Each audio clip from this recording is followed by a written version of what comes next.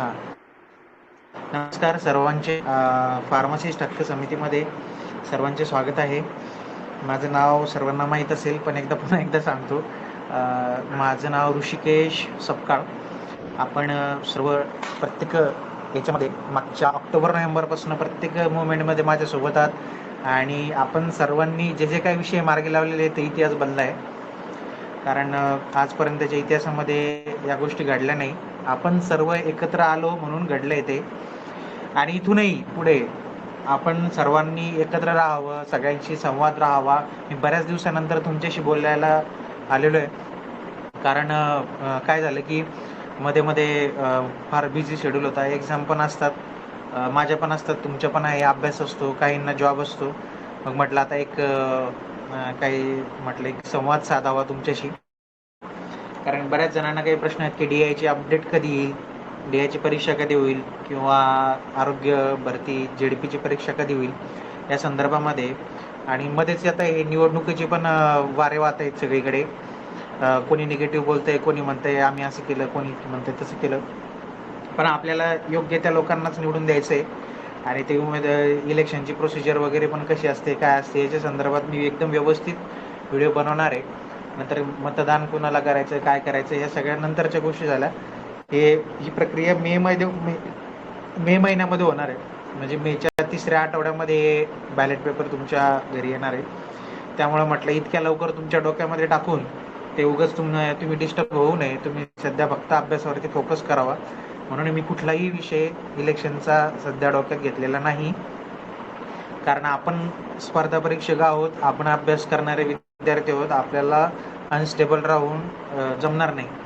म्हणून आपण सगळ्यांना म्हटलं की एक संवाद, तुमच्या प्रश्न तुमचे उत्तर माझे, अशा पद्धतीचा आपण एक संवाद, आपण सगळ्यांशी जर कनेक्टमध्ये राहिलो तर एक प्रॉपर ट्रॅक पण मिळतो, अभ्यासाला एक नवीन दिशा मिळते, एक नवीन ऊर्जा पण मिळते.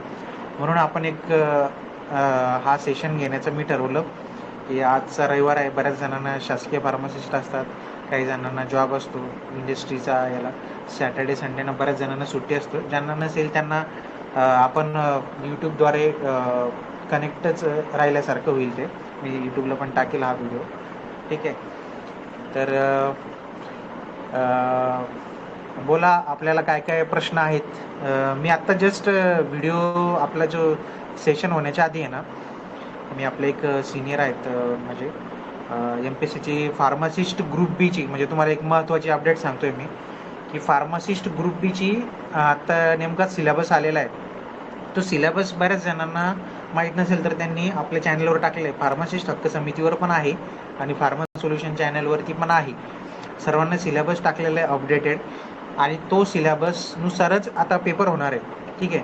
त्याच्यामध्ये मराठी, इंग्लिश, गणित, बुद्धिमत्ता कुठेही दिसत नाही. फक्त फार्माचा कोअर सिलेबस त्यांनी घेतलेला आहे. तर मी आता जस्ट माझ्या सिनियरशी 9:30 वाजता बोललो. MPSCची तारखा कधी येतील फार्मासिस्ट ग्रुप बीची. हां. तर त्यांचं म्हणणं आहे की या आठवड्यामध्ये, या वीकमध्ये सगळे टाईम शेड्यूल पडतील. तर त्या शेड्यूलमध्ये सर्व राहील. त्या टाईम शेड्यूलमध्ये आपले फार्मासिस्ट ग्रुप बीची पण तारीख येऊन जाईल. ठीक आहे. आणि म्हणजे त्या दृष्टिकोनातून आता जर समजा या आठवड्यामध्ये जर तारीख आली, सोमवार ते शनिवारच्या दरम्यान जर तारीख आली, किंवा त्याच्या नेक्स्ट वीकमध्ये, म्हणजे या 2 आठवड्यामध्ये 100% तारीख येण्याची शक्यता आहे, असं मला त्यांनी सांगितलंय. पण आता बघू, आता शेवटी आयोग आहे, त्याच्यामध्ये आपल्याला काही इंटरफेअर, म्हणजे त्यांच्यामध्ये आपल्याला काही त्यांना हे करता येत नाही. त्यांना प्रस्ताव गेलेला आहे की तारखा जाहीर कराव्या म्हणून. तर आपण या वीकमध्ये तो शेड्यूल येईल. त्या शेड्यूलमध्ये कुठला पण तारीख आल्याच्या नंतर एखादी परीक्षा ही कमीत कमी 2 महिने, 1 ते 2 महिने आपल्याला अभ्यास करण्यासाठी मिळतात. म्हणजे परीक्षेची तारीख आल्याच्या नंतर 2 महिने मिनिमम मिळतात. मॅक्सिमम 3 महिने पण मिळू शकतात. त्यामुळं पण 3 महिन्याच्या वर जात नाही. त्यामुळे 1 ते 2 महिन्यामध्ये ती परीक्षा होण्याची शक्यता आहे. त्यामुळं अभ्यास अजिबात सोडायचा नाही आहे, एकदम स्टिक राहायचं आहे. कारण फार्मासिस्ट ग्रुप बीचा अभ्यास करत असताना तुमचा ड्रग इन्स्पेक्टरचा सुद्धा सोबत अभ्यास होणार आहे. त्यामुळं त्याची काळजी करू नका की तुम्ही ड्रग इन्स्पेक्टरची तारीख कधी येणार आहे, काय येणार आहे. आता हे तुम्ही मला प्रश्न विचारा तुमचे काय काय प्रश्न आहेत किंवा काय त्याच्यावरती मी तुम्हाला आपण एकदा एक चर्चा करूया आणि माझ्याशी फ्रेंडली राहा सगळे. मला काही जण फार मोठं समजतात किंवा काय, मी कायम जमिनीवर आहे तुमच्यासाठी. फक्त कसं असतं काही गोष्टी मला रिपीटेड वगैरे होतात कॉलवरती किंवा मग त्यावेळेस मला इरिटेट होतं, पण तुम्हाला तुमच्यासाठी मी कधी पण अवेलेबल आहे. प्रश्न तुम्ही विचारा फक्त, म्हणजे तुमच्यासाठी कधी पण जे काय असेल त्याला उत्तर देण्यासाठी मी तयार आहे. ठीक आहे, म्हणून तुमच्याशी एकदा संवाद साधावा, सगळ्यांनी कम्युनिकेशनमध्ये राहावं, सगळ्यांनी टचमध्ये राहावं. कारण बऱ्याच संकट येतात कुणाच्या. आता मला कालच आपल्यापैकी एक बालाजी सर आहेत, त्यांचे वडील एक्सपायर झाले मागच्या 15 दिवस महिन्याभरामध्ये. म्हणजे असं नाव घेऊ नये पण घेतोय. अशा दुःखद घटना तुमच्या आयुष्यामध्ये घडतात, तर त्यासाठी खंबीरपणे उभं राहायचं. मला फार वाईट वाटलं की आपल्याच आपण एवढी मेहनत करतो, कष्ट करतो आणि आपले आईवडील म्हणजे अशा दुःखद घटना होतात. आपण शून्यातून, आपण फार्मसीची, प्रत्येक फार्मसीची परिस्थिती अशी आहे की शून्यातून वर येतोय. आपण जमिनीवर आहे कायम, आपण सामान्य किंवा असामान्य बनतोय. पण त्या प्रवासामध्ये अशा काही जवळची, आपल्या हृदयाजवळची व्यक्ती गेली की ते प्रचंड वाईट वाटतं ना. म्हणून आपण कायम एकमेकांच्या सहवासामध्ये राहून एकमेकांना सपोर्ट सुद्धा केला पाहिजे. ॲटलिस्ट आर्थिक नाही तर मानसिक तरी धीर आपल्याला द्यावाच लागेल. सो आपण प्रश्न तुमचे जे काय असतील ते आपण एकदा सुरू करूया. Sunil Vele sir, please continue. Nilesh Tikone sir, सर्वांचे वेलकम आहे.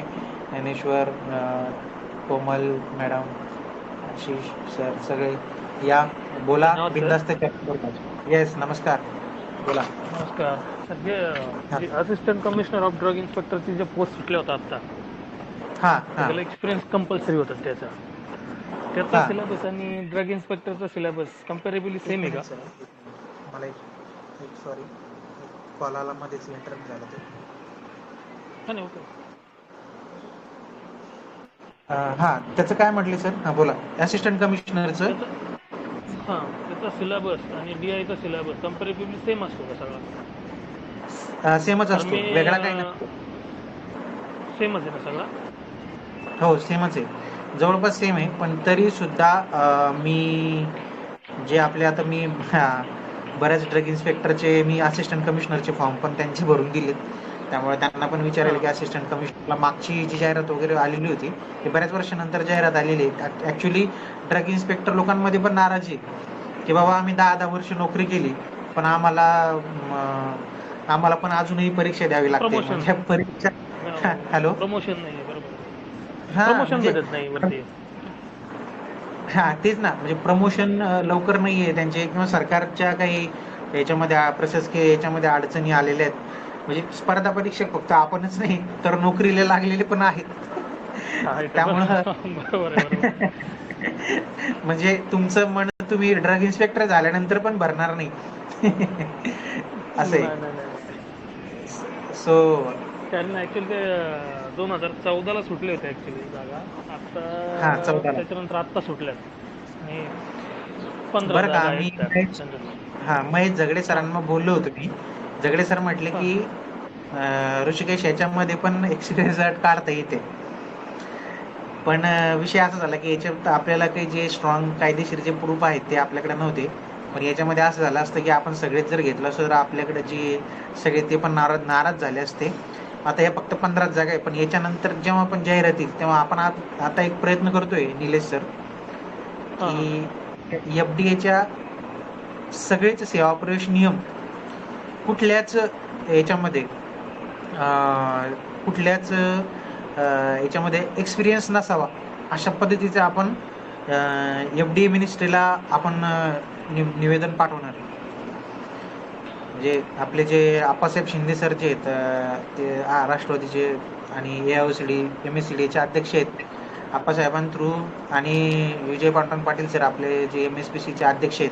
ठीक आहे, आपण त्यांच्या थ्रू काय होतं की त्या ऑथॉरिटी पर्सन थ्रू जर ते गेलं तर त्याचा इम्पॅक्ट वेगळा पडतो. आपण त्यांच्या थ्रू काय करणार आहे की या गोष्टी जितक्या सॉल्व्ह करता येईल तितक्या आपल्याला रिझॉल्व्ह करायच्या आहेत. कारण काय होतं की फ्रेशर्सला ऑपॉर्च्युनिटी पाहिजे सध्या. फ्रेशर्सला ऑपॉर्च्युनिटीज नाही, कारण आणि बरेच जण असे आहेत की व्यवसाय करतायत, जॉब करतायत, त्यांना ऑपॉर्च्युनिटीजच मिळत नाही. आपण शासकीय याच्यामध्ये जितके जास्त ऑपॉर्च्युनिटीज तयार करता येईल तितके करायचे.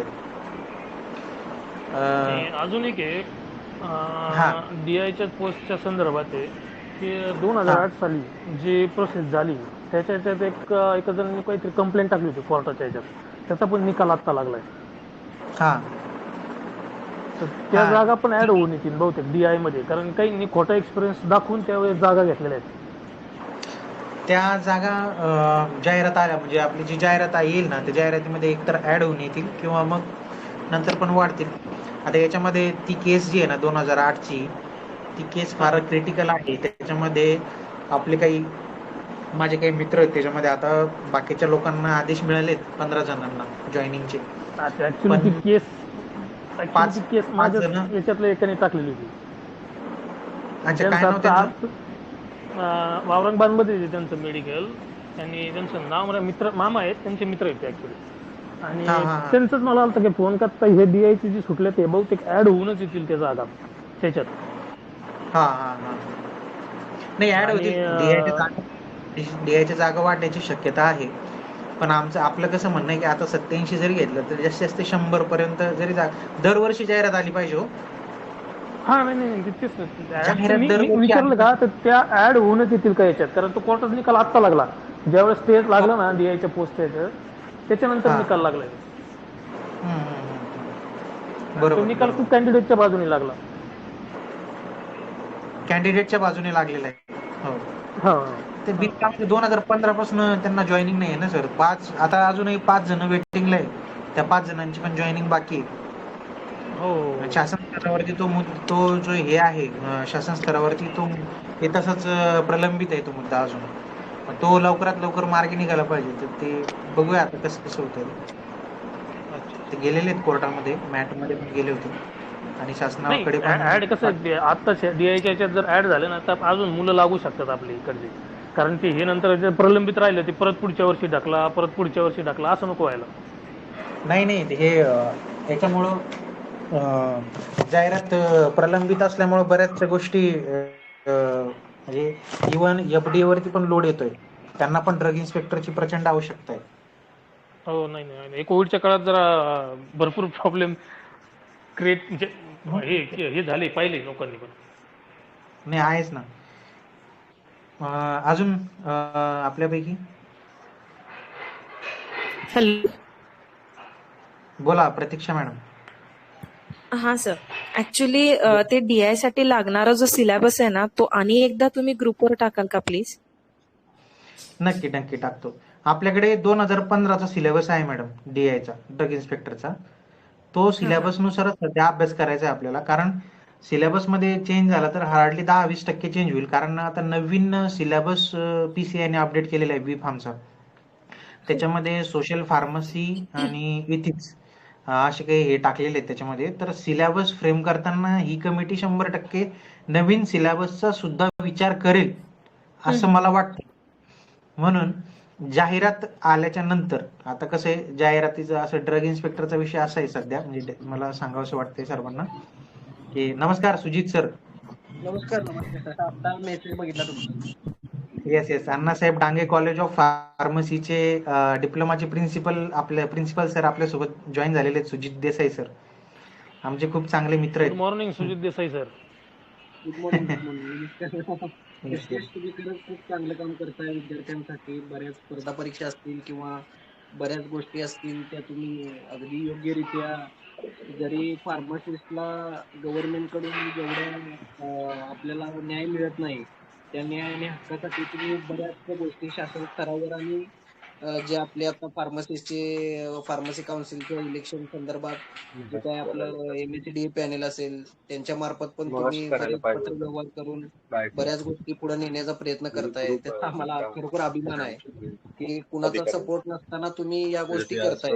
किंवा शासन दरबारी किती हेलपाटे गाठल्यानंतर किती काय काय करावं लागतं हे सगळ्यांना माहितीच आहे. कुठलंही आरक्षण असेल, OBC आरक्षण असेल किंवा मराठा आरक्षण असेल, यासाठी किती मोठ्या मंत्र्यांनी शासन दरबारी पायऱ्या झिजवल्या.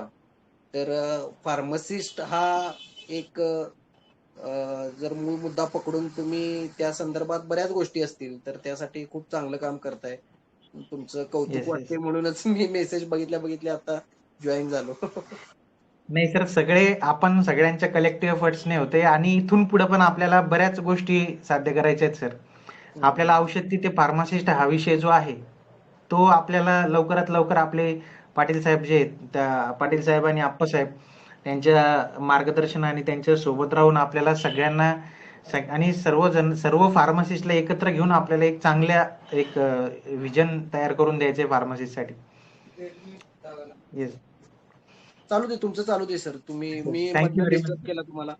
नाही नाही नाही नाही, इट्स आहे, जनरल चर्चा आहे सर. ओके. हा हा. बोला, अजून कोण? सुजित देसाई प्रतीक्षा सर. मॅडम.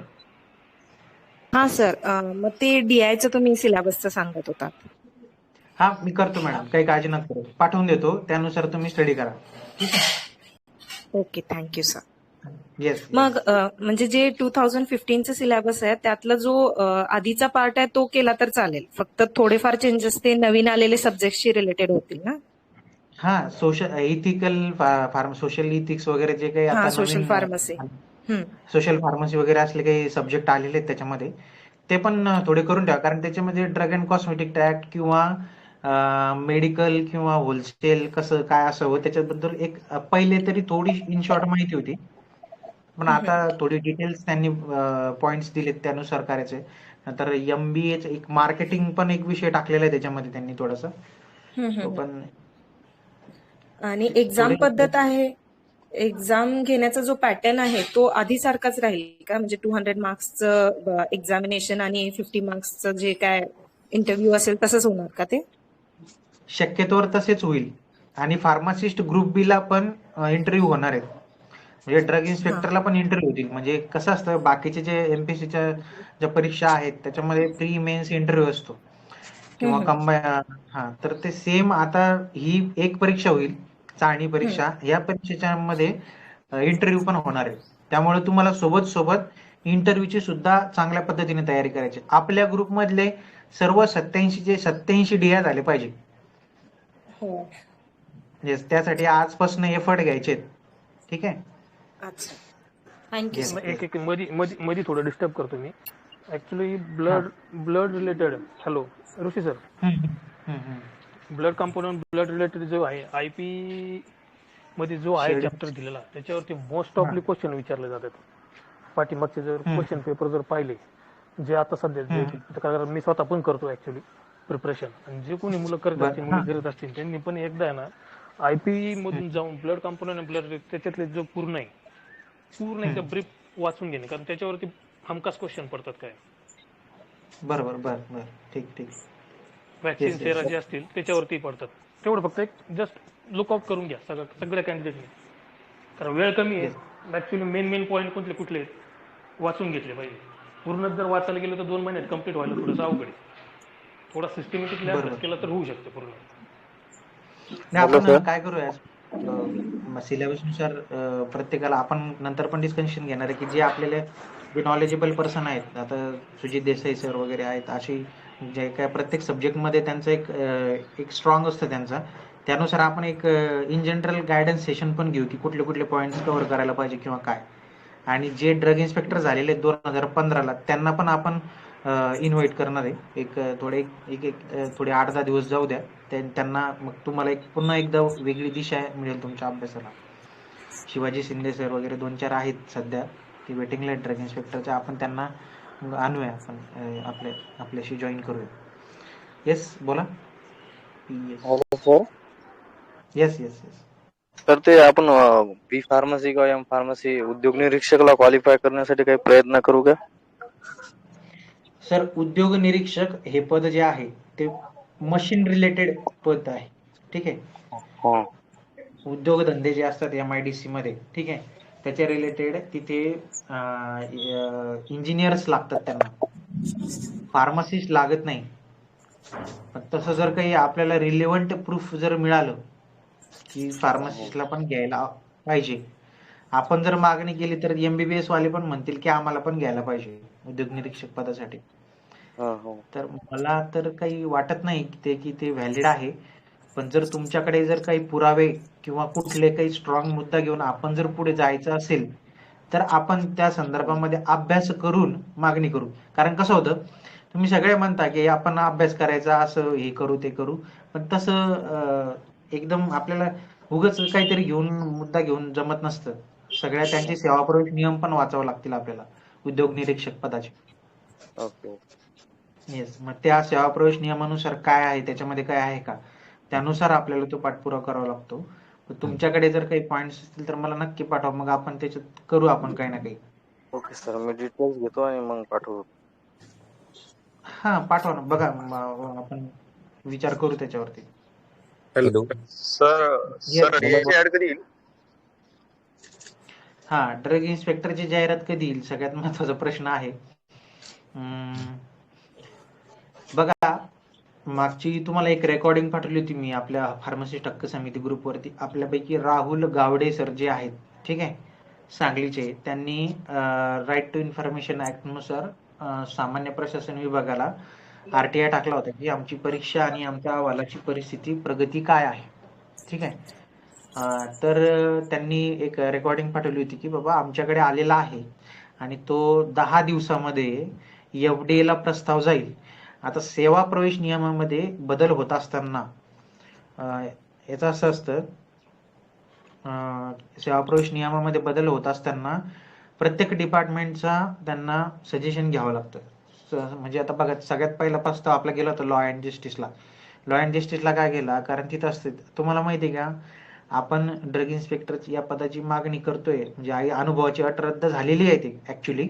त्यासाठी पूर्ण त्याच्यावरती कायदेशीर ज्या ज्या काही गोष्टी असतील, म्हणजे उद्या चालून कोणी पण येईल आणि कोर्टामध्ये याचिका दाखल करेल, असं होऊ नये यासाठी शासन पुरेपूर प्रयत्न करते. म्हणजे त्या जो प्रस्ताव आहे त्या पद्धतीने तयार केला जातोय, म्हणून त्याला वेळ लागतो. नाही तर काय होईल, आता बघा 2015चे पोरं येतात, आतापर्यंत अजून सुद्धा जॉईनिंग नाहीये, आता जॉईनिंग मिळालेत त्यांना. म्हणून त्या जाहिरात तो जे सेवा प्रवेश नियम आहे ते एकदम सिस्टमॅटिक बनवला जात आहेत आणि त्या म्हणजे ते सिस्टमॅटिक बनवून तो सामान्य प्रशासन विभागाकडून तो FDA ला प्रस्ताव मला वाटतं गेलेला आहे आता. आणि FDA जे आहे ते मी बघेल आता या नेक्स्ट वीक मध्ये की तिथे आलेला आहे की नाही. आणि त्यानंतर मग तो प्रस्ताव जाईल FDA कडून, मेडिकल एज्युकेशनला जातो, मेडिकल एज्युकेशन कडून सचिवांकडे जातो, प्रधान सचिव, मुख्यमंत्री आणि मग राज्यपाल GR पब्लिश करतात. तर या प्रक्रियेला कमीत कमी 1 ते 2 महिने लागतात. ठीक आहे. म्हणजे आता इथून पुढं 1 ते दीड महिना तरी कमीत कमी लागणार आहे. आणि जशी अपडेट आली, जसं MPC ला आदेश दिला की आता जाहिरात काढा म्हणून, तसं मी आपल्या ग्रुपला 100% टाकणार आहे. आणि आपल्याकडे इत्थंभूत अनऑफिशियल ऑफिशियल दोन्ही पण माहिती येतात, त्याची काळजी तुम्ही करू नका. फक्त अभ्यास करा. माझ्याकडे याचा आदेश सुद्धा आहे की याच्यामध्ये अनुभवाची अट रद्द करावी ही मागणी रास्त आहे, अशा पद्धतीचा एक सामान्य प्रशासन विभागाचा लॉ अँड जस्टिस डिपार्टमेंटचा माझ्याकडे अहवाल आहे. तो मी मुद्दाम तो शेअर केला नाही, कारण तो गुपित असतो. ठीक आहे. आणि ते मी बघितलंय, मी स्वतः बघितलंय, माझ्यावर विश्वास ठेवा. आणि तुमचा माझ्यावर आहेच, काही काळजी करू नका. फक्त चलबिचल होऊ नका. परीक्षा कधी होईल काय होईल हे मी सांगू शकत नाही. MPSC त्यांच्या टायमिंग स्लॉट नुसार परीक्षेचे शेड्यूल डिक्लेअर करेल, पण शक्यतोवर जुलै ऑगस्ट मध्ये होऊ शकते. अशा पद्धतीने तुम्ही तयारी करा. कारण मे महिना पूर्ण गेला, एप्रिल मे मध्ये ते सगळं हे होईल आणि 1-2 महिन्यामध्ये नंतर जाहिरात येईल. जाहिरातीमध्ये 15 दिवस फॉर्म भरले जातील आणि त्यानंतर मग 1-2 महिन्याची तारीख MPSC डिक्लेअर करेल.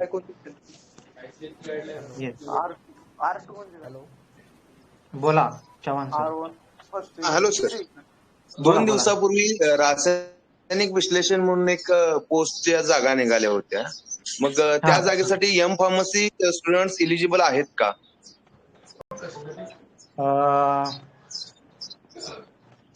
त्याची मी कोणाला मी ग्रुपवर टाकलं होतं यार, आपल्यापैकी कोणी वाचलंय का? हो टाकला होता, टाकलेला सर.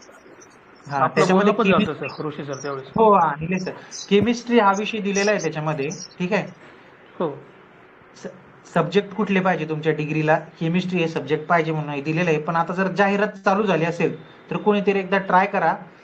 त्याच्यामध्ये बी फार्म येतंय का मला सांगा. नसेल तर आपण एकदा बघूया त्याच्यामध्ये काय त्यांचे सेवाप्रवेश नियमामध्ये काय दिलेलं आहे, आणि ते बघून आपण 100% त्याचं पण बी फार्मला पण ऍड करायला लावू. नाही, कारण Sorry, त्याचा ऍड केलं ना सर, त्याचा बराच फायदा आहे. त्याचा तर ऍड फायदा काय आहे का, त्याच्यात जागा भरपूर आहेत त्याच्यात. 33 जागा इकडच्या आहेत, बऱ्याच अजून वरच्या पण पोस्ट सगळ्याला तो पोस्ट ग्रॅज्युएशनचा क्रायटेरिया ऍड केलेला आहे त्याला. त्याच्यात जर मी त्याच्याकरता हो. तुम्हाला, मी त्यावेळेस पोस्ट ऍड टाकली होती त्यावेळेस मी मला वाटतं लगेच तुम्हाला फोन केला, लेट नाईटला फोन झाला आता आपला हो त्या हो दिवशी. हो. तर त्या दिवशी मी बोलणं झालं ते करता समजा ऍड करता आलोय, तर बरंच म्हणजे आपल्या ग्रुपच्या बऱ्याच पोरांचा फायदा होईल त्याच्यात. नाही सर, करता येईल प्रॉब्लेम काय आहे पोस्ट. माहिती आहे का, ह्या ज्या जाहिराती येत आहेत ना सर, ह्या त्यांच्या जुन्या सेवाप्रवेश नियमानुसार येत आहेत. आणि त्यावेळेस काय झालं की आपल्या ज्या फार्मसीचे जे काही त्यावेळेस ऑथराइज पर्सन जे होते, म्हणजे 1990 किंवा 2000च्या आसपास हे सगळे सेवाप्रवेश नियम बनलेले. तेव्हाचे ते नियम, तेव्हा केमिस्ट्री आहे नाही कोणी सांगणार नव्हतंच फार्मसीचं. आपलं सांगितलं पण असेल पण त्यांनी काय घेतलं का नाही. पण आता जर आपण मला वाटतं एम फार्मला जर केमिस्ट्री जर असेल कारण आपलं म्हणजे बी फार्मला जरी पोस्ट ग्रॅज्युएशन जरी असत, ज्यावेळेस डिग्रीचा पण त्यांनी त्याच्यात हे केलेलं आहे, नमूद केलेलं आहे. आणि डिग्रीला आपल्याला प्रत्येक इयरला केमिस्ट्री आहेच आहे. नाही आहे. मग ते बघू आपण की आपण पुरावे देऊ शासनाला त्या पद्धतीचे. हां. आपल्याकडे पुरावे आहे त्याचे स्ट्रॉंग. ते पुरावे आपण शासनाला देऊ आणि त्यानुसार आपण काम कारण करू. आपल्याकडे दोन्ही पण सब्जेक्ट आहेत, इनऑर्गॅनिक केमिस्ट्री पण आहे, इनऑर्गॅनिक केमिस्ट्री पण आहे. आणि प्रत्येक इयर वाईज आपले 4 वर्ष समजा सर, सगळं म्हणजे 4 इयरला पण आहेत. एक्सपिरियन्स इन अनालिटिकल मेथड्स असं म्हणलेलं आहे त्याच्यामध्ये. Preference will be given to experience in analytical methods. मग असं म्हणायचं आहे की एमफार्म इन अदर ब्रांच जे असतील, फॉर एक्झाम्पल क्वालिटी अश्युरन्स असेल, मग ते पण इलिजिबल होऊ शकतील का? नाही, त्यांनी सब्जेक्ट जे दिलेले आहेत आपल्याला केमिस्ट्री हा, या सब्जेक्ट रिलेटेडच आपल्याला फक्त. आता एम फार्म मला वाटतं केमिस्ट्री पण असते ना, केमिस्ट्री पण सब्जेक्ट येस असतो ना. असं. नाही, हो. मेडिसिन असतो. हा, मेडिकेम असतो. तर मग ते त्या लोकांना ते इलिजिबल होईल. आणि जे ओके. अनालिटिकल जे म्हणताय तुम्ही ते एकदा मला वाचू द्या. हा. शैक्षणिक कार्यामध्ये दिलेले का अनालिटिकल एक्सपिरियन्स नाही पाहिजे. नाही जरी पण प्रेफरन्स अनालिटिकल सांगितलं. Chemistry. Preference will be given to this candidates. अच्छा, प्रेफरन्स गिवन, पण बाकीचे तर अप्लाय करू शकतात ना. ते नंतर बघू आपण काय करायचं आहे ना.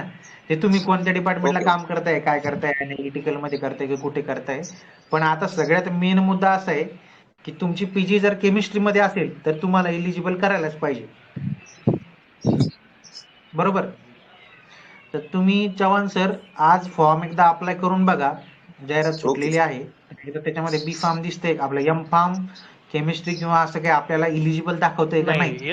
नाही ऋषी सर, मी या संदर्भात एक बोलतो फक्त. एक वैज्ञानिक अधिकारी ग्रुप बी ची एक ऍड होती पुढ्यांची, फूड अँड ड्रग इन्स्पेक्टरची वैज्ञानिक अधिकारी म्हणून. मला वाटतं ऍड नंबर 30 का 28 सायंटिफिक काहीतरी आहे. ऑफिसर. हा, आणि त्या पोस्टला पण त्यांनी एक्सपिरियन्स क्रायटेरिया ठेवला होता. माझं एम फार्म झालेलं आहे क्वालिटी अश्युरन्स मध्ये, म्हणजे मी स्वतः अनुभवले. मी एमटीसीच्या हेल्पलाईनला फोन केलेला आणि मला इलिजिबल दाखवत नव्हतं का. माझं पोस्ट ग्रॅज्युएशन, ते म्हणले तुम्ही फार्मसी दाखवत नाही पोस्ट ग्रॅज्युएशन. पण नंतर काय काय काय ऍड केलं कोणाच ठाऊक, मला माहित नाही. पण ती पोस्ट नंतर मी काहीच नाही केलं, माझ्या प्रोफाईलमध्ये चेंजेस नाही केले, इकडे काहीच नाही. ती पोस्ट मला इलिजिबल दाखवली. कधी म्हणजे माझा ज्यावेळेस त्यांना फोन केला त्यावेळेस, तोपर्यंत त्यांनी इलिजिबल दाखवत नव्हतं. त्याच्यानंतर मला इलिजिबल दाखवलं. त्याच्यामुळे पण थोडंसं प्रोफाईल क्रिएट करताना पण, आता जी कोणी करतायत सध्या पोरं, प्रोफाईल क्रिएट करताना थोडंसं वेळ गेला तरी चालेल, पण शांततेत करा. ओके. हॅलो. तुम्ही प्रोफाईल क्रिएट करताना काय काय टाकलं होतं की ते सांगू शकता का, म्हणजे बाकीच्यांना पण कळेल ते. आता जो प्रोफाईल क्रिएट करताना आपण नेचर ऑफ पूर्ण 10वी केमिस्ट्री किंवा हे असे सब्जेक्ट टाकले असेल ना तुम्ही. नाही. आता माझा सब्जेक्ट मी काय होतं, थोडी आपण एमपीएससीच्या साईटवरती समजा तुम्ही प्रोफाईल क्रिएट करताय, थोडी सुद्धा चुकीची माहिती टाकून जमत नाही. ते आहे. कारण पुढचं व्हेरिफिकेशन होतच. आता तुमचं पोस्ट ग्रॅज्युएशन झालंय तुमचं, ते मला काय म्हटले होते, पोस्ट ग्रॅज्युएशन माझं क्वालिटी अश्युरन्स मध्ये झाले, माझं एम फार्म क्वालिटी अश्युरन्स मध्ये झाले. मी क्वालिटी अश्युरन्सचा सब्जेक्ट टाकला, मी दुसरा सब्जेक्ट टाकला. ते मला म्हटले तुम्ही तिथं फार्मसी टाका. मी म्हणलं फार्मसी नाही टाकू शकत, माझं पीजी माझं क्वालिटी अशुरन्स मध्ये झालंय, बी फार्म माझं फार्मसी. बरोबर. हा हा त्याच्यानंतर त्यांनी काय केलं काय मला माहित नाही, काय आयडिया नाही माझं. नंतर मी काय म्हणजे हेच तुम्ही नाही केलं, अप्लाय फक्त कधी केलं इलिजिबल होतं दाखवला साहेब? फॉर्म. अप्लाय माझं कधी मी केलं अप्लाय नाही होतं? केलं, मी अप्लाय करत होतो. 21 तारीख त्याची लास्ट तारीख आहे, 21. हा, मग काळजी करू नका. आपण एकदा अप्लाय करून बघा, इलिजिबिलिटी काय येते काय नाही, आणि आपण एक विषय ठरवू, आणि तसा मेल पण आपण एमपीएससी ला देऊन टाकू, ऍडव्हर्टाइज डिपार्टमेंटला. ठीक आहे? नाही आता इलिजिबल दाखवतोय, तो प्रॉब्लेम झाला माझा सॉर्ट आउट. पण तुझा फोन केला ना मी, त्याच्यानंतर झाला. त्याच्यामुळे कोणाला काही प्रॉब्लेम येत असतील तर एक तर तुम्हाला डिस्कस करा, नाहीतर एक तर मग एमपीएससीच्या हेल्पलाईन वरती जाऊन एकदा बोला त्यांना. त्यांचं काय नाही नाही, म्हणाला, आम्हाला जी ऍड आली ती वरून जी आलंय ते आम्हाला, आम्ही तेच खाली हे करणार. तेच म्हणतोय ना, एमपीएससी स्वतः काहीच नाही बदल करू शकत. एमपीएससी आधी हा शासनाला विचारते, आणि शासनाने तिकडून आदेश आला की नंतर होतं. मग ते आपण करूया, ते काळजी नका करू. आणि केमिस्ट्री आणि हे जे आहे सायंटिफिक ऑफिसर या पदासाठी पण आपल्याला कसं अप्लाय करतील ते पण बघूया. मी त्याची एक सेपरेट व्हिडिओ बनवेल, तो फॉर्म वगैरे कसं भरायचा, काय भरायचं. आपण एकदा व्हिडिओ हे चर्चा झाल्यानंतर एकदा बोलूया सर. ठीक आहे? नाही चालतंय काही प्रॉब्लेम. येस. हॅलो. हा बोल. हा सर, ते पिंपरी चिंचवड महानगरपालिकेची ऍडचं काय झालं? त्याचं ऍक्च्युली मी काही अपडेट घेतलं नाही, पण महानगरपालिकेचं जर ईमेल आय डी आणि हे जर मिळालं आपल्याला तर एकदा बघा, आपण करूया काही ना काही. सर, त्यांना मेल केला होता पण त्यांचा काहीच रिप्लाय वगैरे नाही आला. हा हा अच्छा अच्छा. नाही नाही, रिप्लाय येत नसतो हो. ते कसं असतं, ऑथोराइज डिपार्टमेंटचा रिप्लाय कधी येत नसतो. ते आता त्यांच्या टाइम शेड्यूलनुसार ते करत असतात. त्याच्यामध्ये मला वाटतं काही एखाद्या नगराचे इलेक्शन काय असलं तर मग ती काय कुठल्याच प्रक्रिया होत नाही. नाही आता हे पिंपरी चिंचवड त्याच्यात एक बोलतो, जे जुने फार्मासिस्ट आहेत जे टेम्पररी केलेले आहेत ऍड, जे आता काम करतायत ऍक्च्युली ऋषी सर, ती जी आहे फार्मसिस्टची काय म्हणताय ना तुम्ही, ती भरती चालू होणार आहे किंवा काय होणार आहे, त्याच्यामुळे पहिल्यांदा मला असं वाटतं की ती त्यांचा प्रेफरन्स क्रायटेरिया त्यांना देतील, बाहेरच्या नवीन पोरांना द्यायच्या वेळेस. कारण त्यांनी भरपूर नाही 2 ते नाही, 3 हे वर्ष कोविडच्या ह्याच्यात पण काम केलंय. आपला तुम्ही स्वतः एक प्रेफरन्स मित्र आहे ऋषी सर. नाही एक मी का त्या मित्राशी बोलणं झालं माझं ऍक्च्युली, म्हणून हा मग ऍक्च्युली चाललंय त्या संदर्भात पण त्यांचं चाललंय. पिंपरी चिंचवडचं आता जो म्हणले ना काय ते राहुल कदम सर यांनी विचारलं होतं ना आता त्या संदर्भात, तर तो एक थोडासा आहे, त्याच्याबद्दल थोडंसं विचारून घेऊन आपण डिस्कस करू. फायनल आता तर काही सांगू नाही शकत कोणीच काही, पण एक विचारून आपण करू एक कन्फर्म. त्यांना आपण बोलूया. मी तिथल्या कोणाला तरी जे सिनियर फार्मासिस्ट आहे आणि जे कोणी महानगरपालिकेचे तिथे परीक्षा विभागाचा जो कोणी आहे त्याचा शोध घेतो आणि त्यांच्याशी चर्चा करून लवकरात लवकर आपल्याला हे कसं करता येईल एक त्याच्यासाठी. जणाचा कॉन्टॅक्ट नंबर आहे माझ्याकडे, मी देऊ शकतो, जो स्वतः फार्मासिस्ट म्हणून काम करतो इथे सध्या डांगे चौकमध्ये. त्याचा नंबर मी तुम्हाला डेफिनेटली देतो मी ऋषी सर, तुम्ही डायरेक्ट बोलून घ्या, डायरेक्ट काही प्रॉब्लेम नाही. बोलून काय मी पण अडचण बोलू, नाही. आपण आणि तुम्ही पण एकदा परमनंट बोलून घेऊ भरती यायची परीक्षा झाली पाहिजे. मग एक्सपिरियन्स वाल्या लोकांना घ्या तुम्ही, काही प्रॉब्लेम नाही, पण परीक्षा घेऊन घ्या. ज्यांना क्वालिटी असेल, हो ज्यांचा स्कोअर बरोबर असेल बरोबर. त्यांना पण घ्या. त्यांना हा, बाकी तुम्ही एक्सपिरियन्स वाल्यांना कसं घ्यायचं, तुमच्याकडे जर 10 जागा असतील तर तुम्ही 5 जागा ह्या परीक्षा भरून घ्या. 5 जागा तुम्हाला हे घ्या याच्यावरती अनुभवाच्या बेसिसवर नवीन घ्या. आलेल्या आम्हाला पोरांना काही पण संधी प्रॉब्लेम नाही, पाहिजे. पण माझ्या पोरांनी फॉर्म सर हे भरलेले रिझल्टच त्यांची परीक्षा झाली पाहिजे.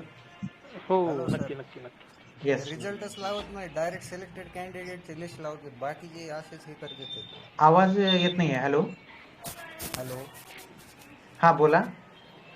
सर, हे रिझल्टच लावत नाही sir state government, direct selected कॅन्डिडेटची लिस्ट टाकतात, म्हणजे असं पूर्ण रिझल्ट लावत नाहीत. आता मी गेल्या वेळेस देवळालीची एक एक्झाम दिली होती कंटेनमेंट बोर्डची, त्यामध्ये फक्त सिलेक्टेड कॅन्डिडेटची लिस्ट लावली, पण बाकीचे जे कॅन्डिडेटनी एक्झाम दिली त्यांचे मार्क्स पण नाही सांगितले त्यांनी.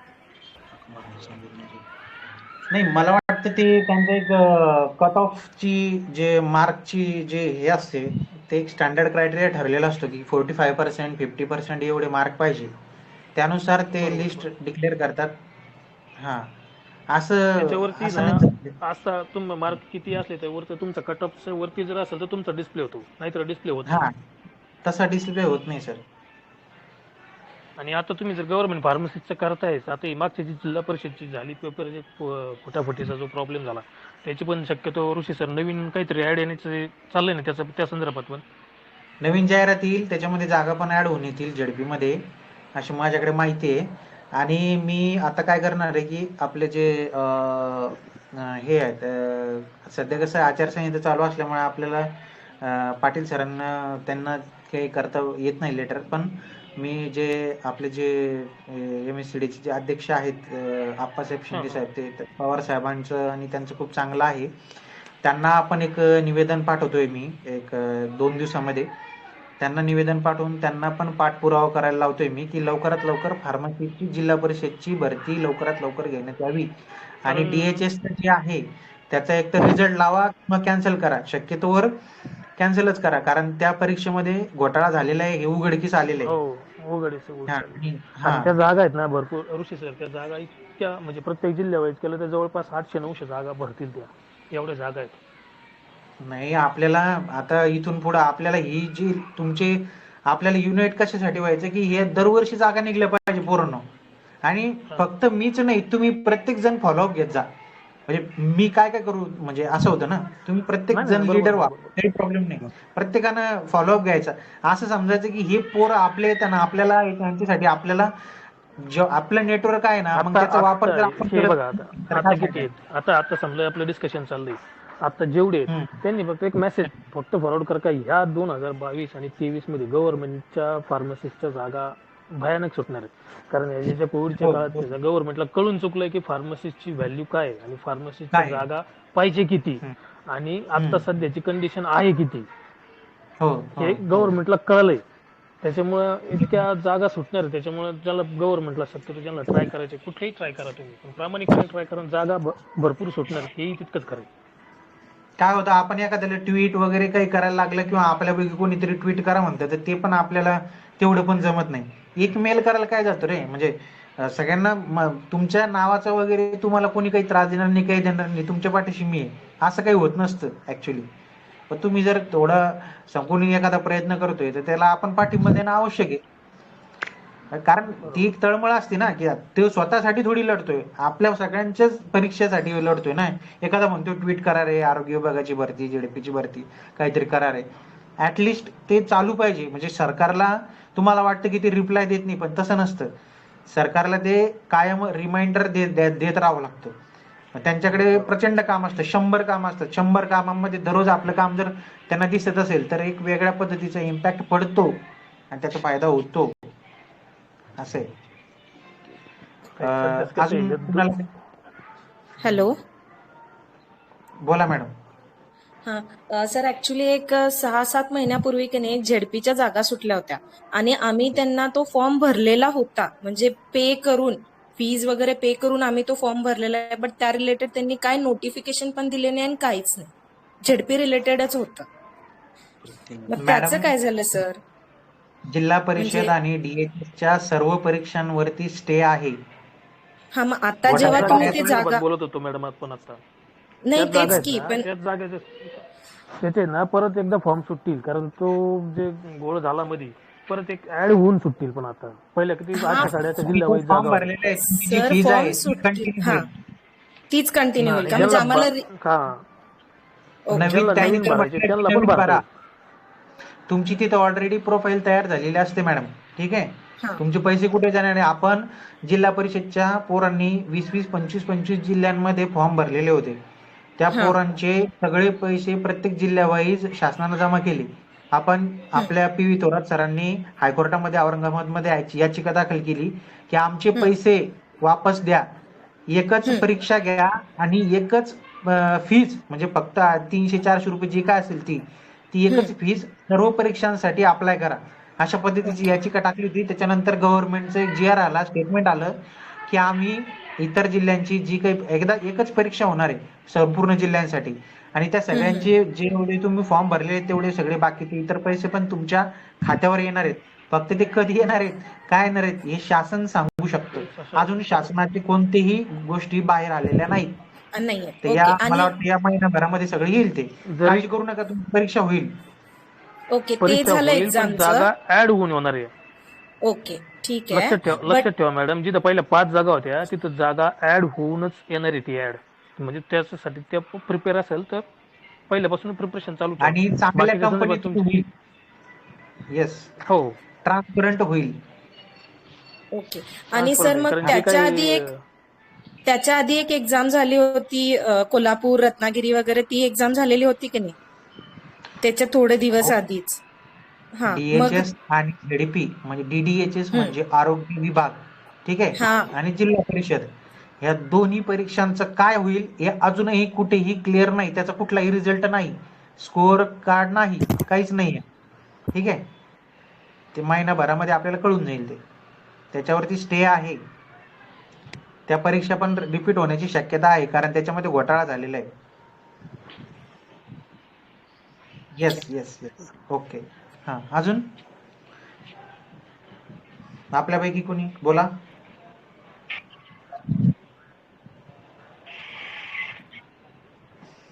बोला, अजून काय काय प्रश्न आहेत किंवा काय बोलू वाटतं अभ्यासासंदर्भात, किंवा असं होतंय तसं होतंय काय? ट्रिपल एस ची ऍड येणार होती, म्हणजे आता मार्च मध्ये कसली? ती आली नाही. आणि triple S B Delhi subordinate Delhi service selection board. हा, DSSB ते युनिव्हर्सिटी आहे ना, ती जाहिरात मला सेंट्रल वाटतं गव्हर्नमेंट. आलेली आहे सर. नाही सर, आली नाही ती आणखी. सांगितलं होतं त्यांनी, केंद्राच्या वॅकन्सी सर्व खूप आहे जाहिराती डिसेंबर पर्यंत येऊन जातील. ESIC मध्ये पण वॅकन्सी आहेत भरपूर. त्याच्यानंतर CGHS मध्ये पण आहे. आपल्यापैकी ESIC चं कोणी आहे का जॉईन, ESIC किंवा CGHS चं?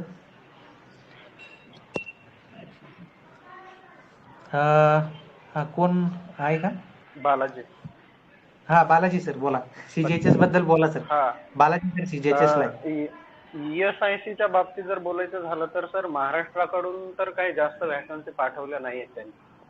म्हणजे हा. जे रिजनल ऑफिस असतं ना, आता हेडक्वार्टर दिल्लीला आहे, आणि जे आपले हे आहे पॅरामेडिकलची रिक्रुटमेंट, ती प्रोसेस पाहते रिजनल ऑफिस. म्हणजे प्रत्येक राज्याच्या स्तरावर एक रिजनल ऑफिस असतं त्यांचं. आपलं मुंबईला आहे.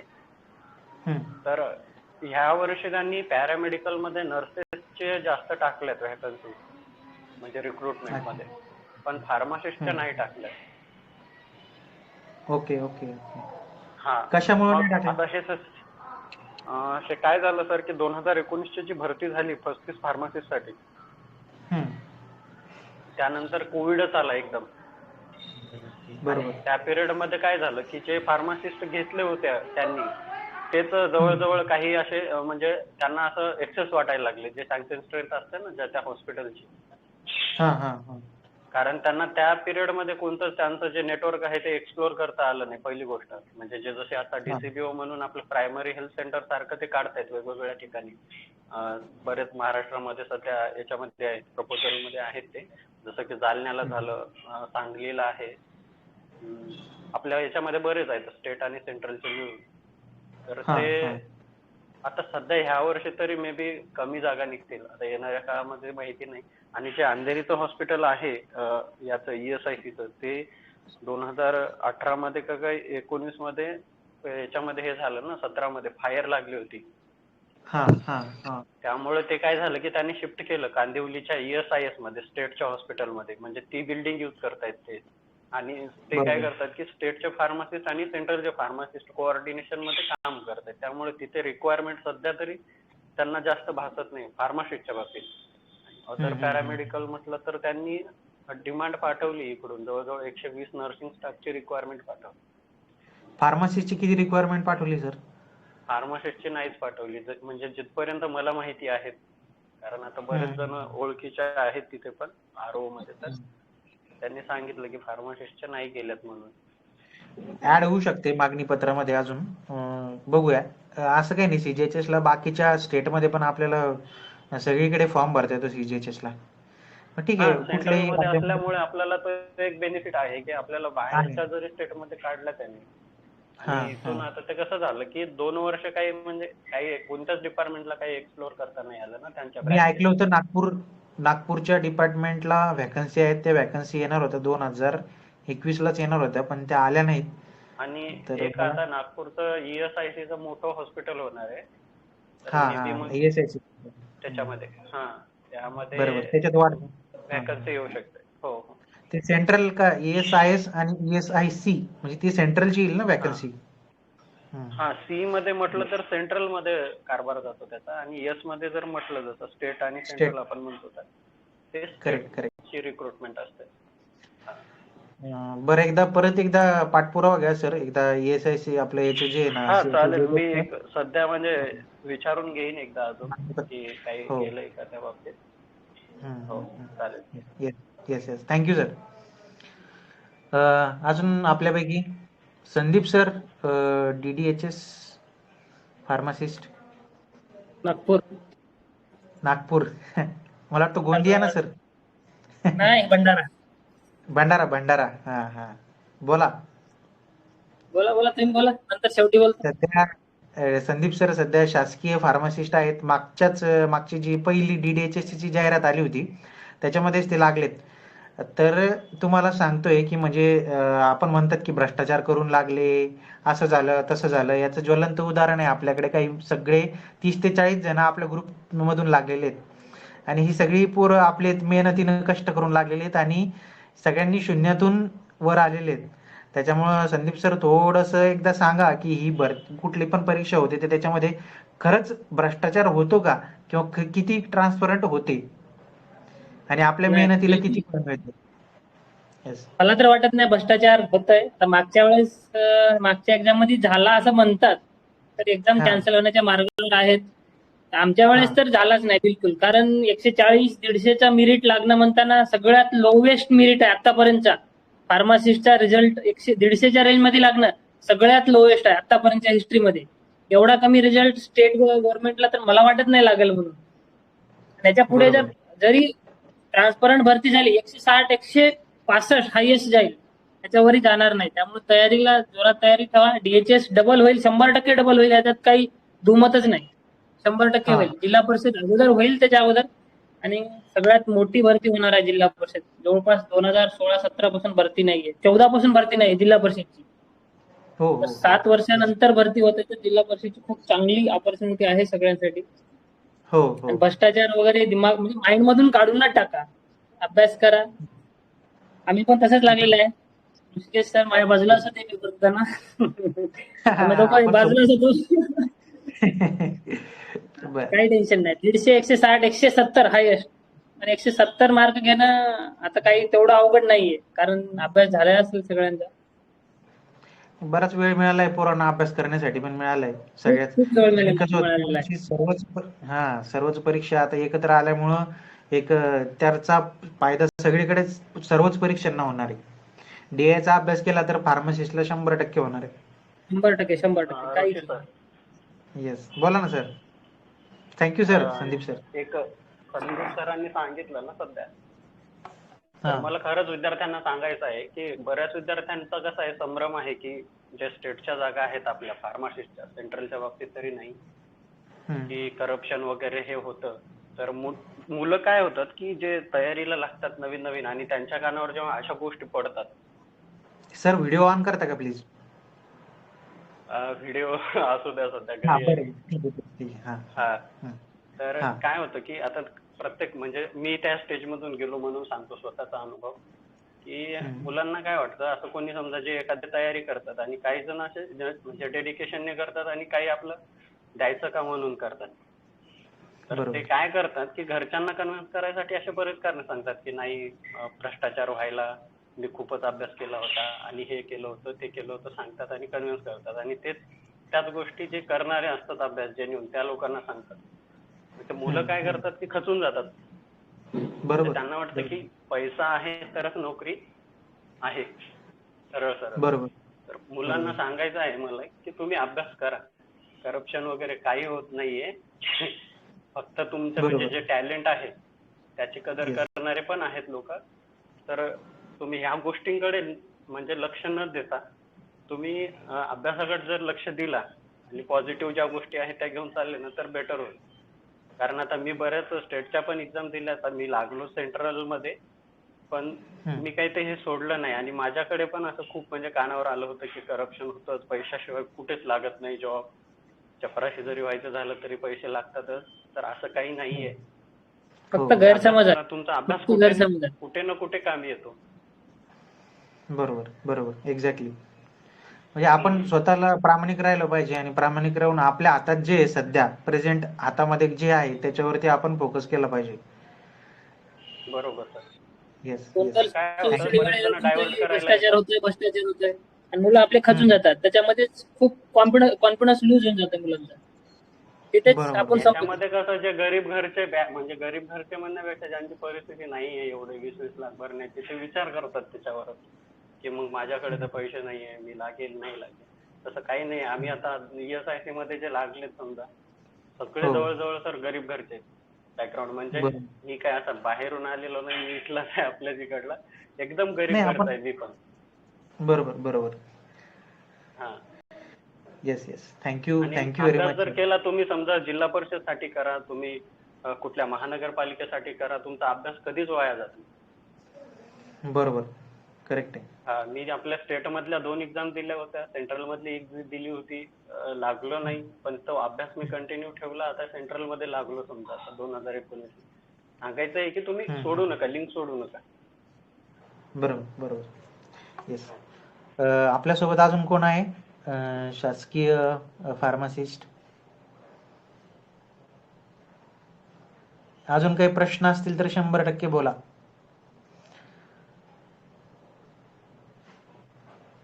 आपले काही प्रश्न असतील तर नक्की बोला. परीक्षेसंदर्भातले कुठलेही प्रश्न असेल, अडचण असेल, अभ्यास करताना अडचण येते, कसं करायचं, काय करायचं. आपल्यासोबत सगळे इंटेलेक्च्युअल पोरं आहेत. स्पर्धा परीक्षेची सगळी पोरं इंटेलेक्च्युअल आहेत. हॅलो. ठीक आहे. सबका सर. हॅलो. येस. सबका सर, मी दीपक सावंत बोलतो. दीपक सर बोला.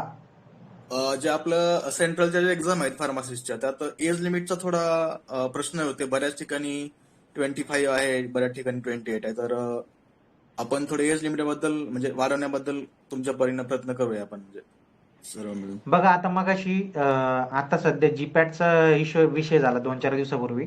तो आपण जरा विषय हाती घेतलेला आहे सध्या, कारण त्या पोरांचा 8च दिवसामध्ये रिझल्ट लागतो. तर या जीपॅटच्या विषयी बोलण्यामध्ये आपले जे MSPCचे अध्यक्ष, माजी अध्यक्ष जे विजय पांडुरंग पाटील सर, आणि ते सध्या PCIचे पण मेंबर आहेत. ठीक आहे. मी त्यांच्याशी ऑलरेडी हा विषय बोललेलो आहे सगळा. बार्कचा पण आपल्याला विषय, इस्रो मध्ये पण बी फार्मला कन्सिडर करत नाही. आता इस्रोची जी जाहिरात आहे, म्हणजे तुम्हाला सांगतोय की आपण काय काय करतोय आणि त्याच्यामध्ये काय काय प्रगती होते. इस्रोसाठी आपल्यापैकी एक रणजित देशमुख आणि काही टीम आहेत, PV थोरात सर वगैरे, ते इस्रोचे पेपर द्यायला गेले होते. पण तिथं बाकीच्या सगळ्या पोस्टचे रिझल्ट लागले, पण बी फार्मच्या मुलांना तिथे इलिजिबल करत नाही. ते फक्त डिप्लोमा घेतात असं त्यांच्या जाहिरातीमध्ये दिलेले. तर आपण बी फार्म घ्यावं म्हणून आपण PCIला आणि जे विजय पाटील सर जे आहेत त्यांना आणि इस्रो या सगळ्यांना हे करून आपण त्यांना सांगितलं की आमच्या बी फार्मच्या मुलांनी काय वाईट केलं उच्च शिक्षण घेऊन. तर आपण ते त्यांना याच्यामध्ये कल्याणी वाघ मॅडम पण होत्या, त्यांनी पण ते बोलल्या होत्या PCIच्या मेंबर्सला, धर्मेंद्र प्रधानला. त्या पण बोलल्या, म्हणजे आपण जवळपास सगळीकडून त्यांना पाठपुरावा करतोय एक एक गोष्टीचा. तर तो रिझल्ट आता होल्डवर आहे.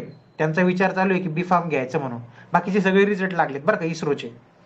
म्हणून हे पण सांगतोय की CGHSचं पण हेच आहे. CGHSचं पण काय करायचंय की याचं पण आपल्याला, मला CGHSचे जे काही आहेत त्यांचं पण आपण PCIला चर्चा करणार आहे. आज PCIला दिल्लीला मीटिंग आहे, जीपॅटच्या संदर्भामध्ये मीटिंगमध्ये प्रश्न विचारणार आहेत सर. सॉरी, अहमदाबादला मीटिंग आहे. मोंटूकुमार पटेल सरांचं स्वागत करण्यासाठी आपले पाटील साहेब तिथे गेलेले. ते आज चर्चा करणार आहे जीपॅटच्या विषया संदर्भामध्ये. तर कारण याच्यामध्ये गोंधळ झालेला आहे, म्हणजे NTA नंतर प्रत्येक गोष्ट करत राहील असं पण होऊ शकतं. NTA अंडर या बाकीच्या परीक्षा पण येऊ शकतात.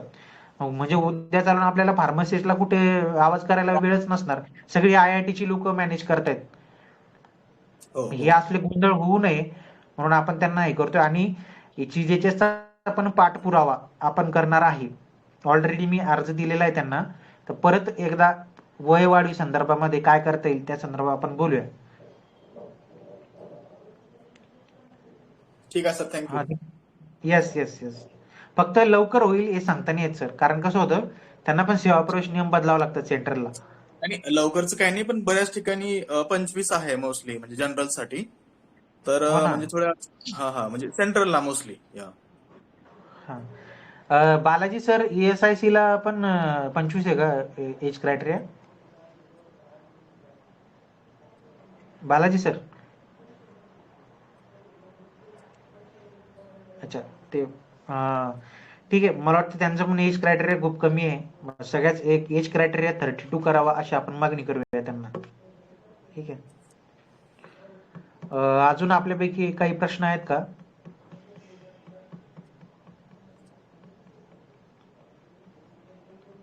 बोला बोला बोला बोलले. नमस्कार. UPSC DI पण जागा असतात ना, ते पण सध्या काही कुठले सध्या जागा सुटलेल्या नाहीत कुठल्या. काय म्हटलं सर? युपीएससी थ्रू पण DI ची पोस्ट भरली जाते ना. हा ते UPSC त्याच्या जागा सुटल्या नाही ना. नाही मग आता काही म्हणजे आयडिया आहे का सुटली का आता काही? नाही 2019 ला ऍड आलेली होती. सध्या नाही. त्याच्यानंतर नाही, सध्या नाही. सर तेलंगणामध्ये आल्यात फार्मसीच्या वॅकन्सी. तेलंगणा ड्रग इन्स्पेक्टर आणि फार्मसी. आवाज येत नाहीये. हॅलो. तेलंगणामध्ये बोला अजून ड्रग इन्स्पेक्टर आणि फार्मसीच्या वॅकन्सी आल्यात तेलंगणामध्ये, आंध्रामध्ये. पर तिकडलं रजिस्ट्रेशन पाहिजे असं सांगितलं त्यांनी. फार्मसी तुम्ही आता फॉर्म भरा. फॉर्म भरता येतोय का विदाउट रजिस्ट्रेशन? हॅलो. नाही सर, PCIचं रजिस्ट्रेशन तिकडलं पाहिजे, आंध्र प्रदेशचं. ऐका ना, याच्यामध्ये कसं राहतं माहितीये का? आपलं काय नाव मला दिसत नाही, स्पीक करताय म्हणतो मी. मला याच्यामध्ये काय होतं की आपलं रजिस्ट्रेशन हे ऍक्च्युअल PCIचंच असतं, स्टेटचं कुठलंही रजिस्ट्रेशन नसतं. फक्त आपल्याला एवढंच आहे, PCI काय केलंय की त्या स्टेटमध्ये तुम्ही ते रजिस्ट्रेशन दिलेले असतात आणि ते तुम्हाला ट्रान्सफर पण करता येतं दुसऱ्या स्टेटमध्ये. आता तुमचा जो रजिस्ट्रेशन नंबर आहे, आता सध्या तुम्ही फॉर्म अप्लाय करून बघितला का? नाही सर, ते आता सांगितलं माझ्या मित्रांनी, ऍड आल्यात फार्मसीच्या 500 वॅकन्सी आहेत काहीतरी. तुम्ही एकदा ती जाहिरात एकदा व्यवस्थित वाचा. त्या जाहिरातीमध्ये PCIचं रजिस्ट्रेशन पाहिजे असंच एक उल्लेख असेल त्याच्यामध्ये, आणि ती जाहिरातीचा तुम्ही फॉर्म अप्लाय करून बघा. ठीक आहे. तो फॉर्म अप्लाय केल्याच्या नंतर तुम्हाला ट्रान्सफर करता येतं, तुम्ही क्वालिफाय झाल्याच्या नंतर. एका स्टेटमधून दुसऱ्या स्टेटमध्ये तुम्हाला ट्रान्सफर करता येतं, म्हणजे तुम्हाला फॉर्म पण भरता येतो. फक्त एकदा ऑनलाईन अप्लाय करून बघा. येस बोला सर. मी नोटिफिकेशन सेंड करतो सर ग्रुपला, आहे माझ्याकडे नोटिफिकेशन. पाठवा आणि तुम्ही पण अप्लाय करून बघा आणि मला कळवा. चालतंय. Yes thank you. अजून कोणी आहे?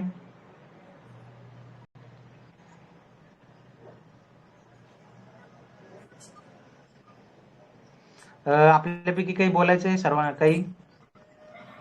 सर योगेश बोलतोय. सर लेट झालं, उशिरा जॉईन झालोय मी, आणि माझ्यासोबत खूप जण उशिरा जॉईन झालेत. त्याच्याबद्दल सर DIचं कधीपर्यंत होईल काही तुम्ही सांगितलं असेल, पण आम्ही नव्हतो तेव्हा. थोडं एकदा शॉर्ट मध्ये सांगावं DIचं कुठपर्यंत काय. बर.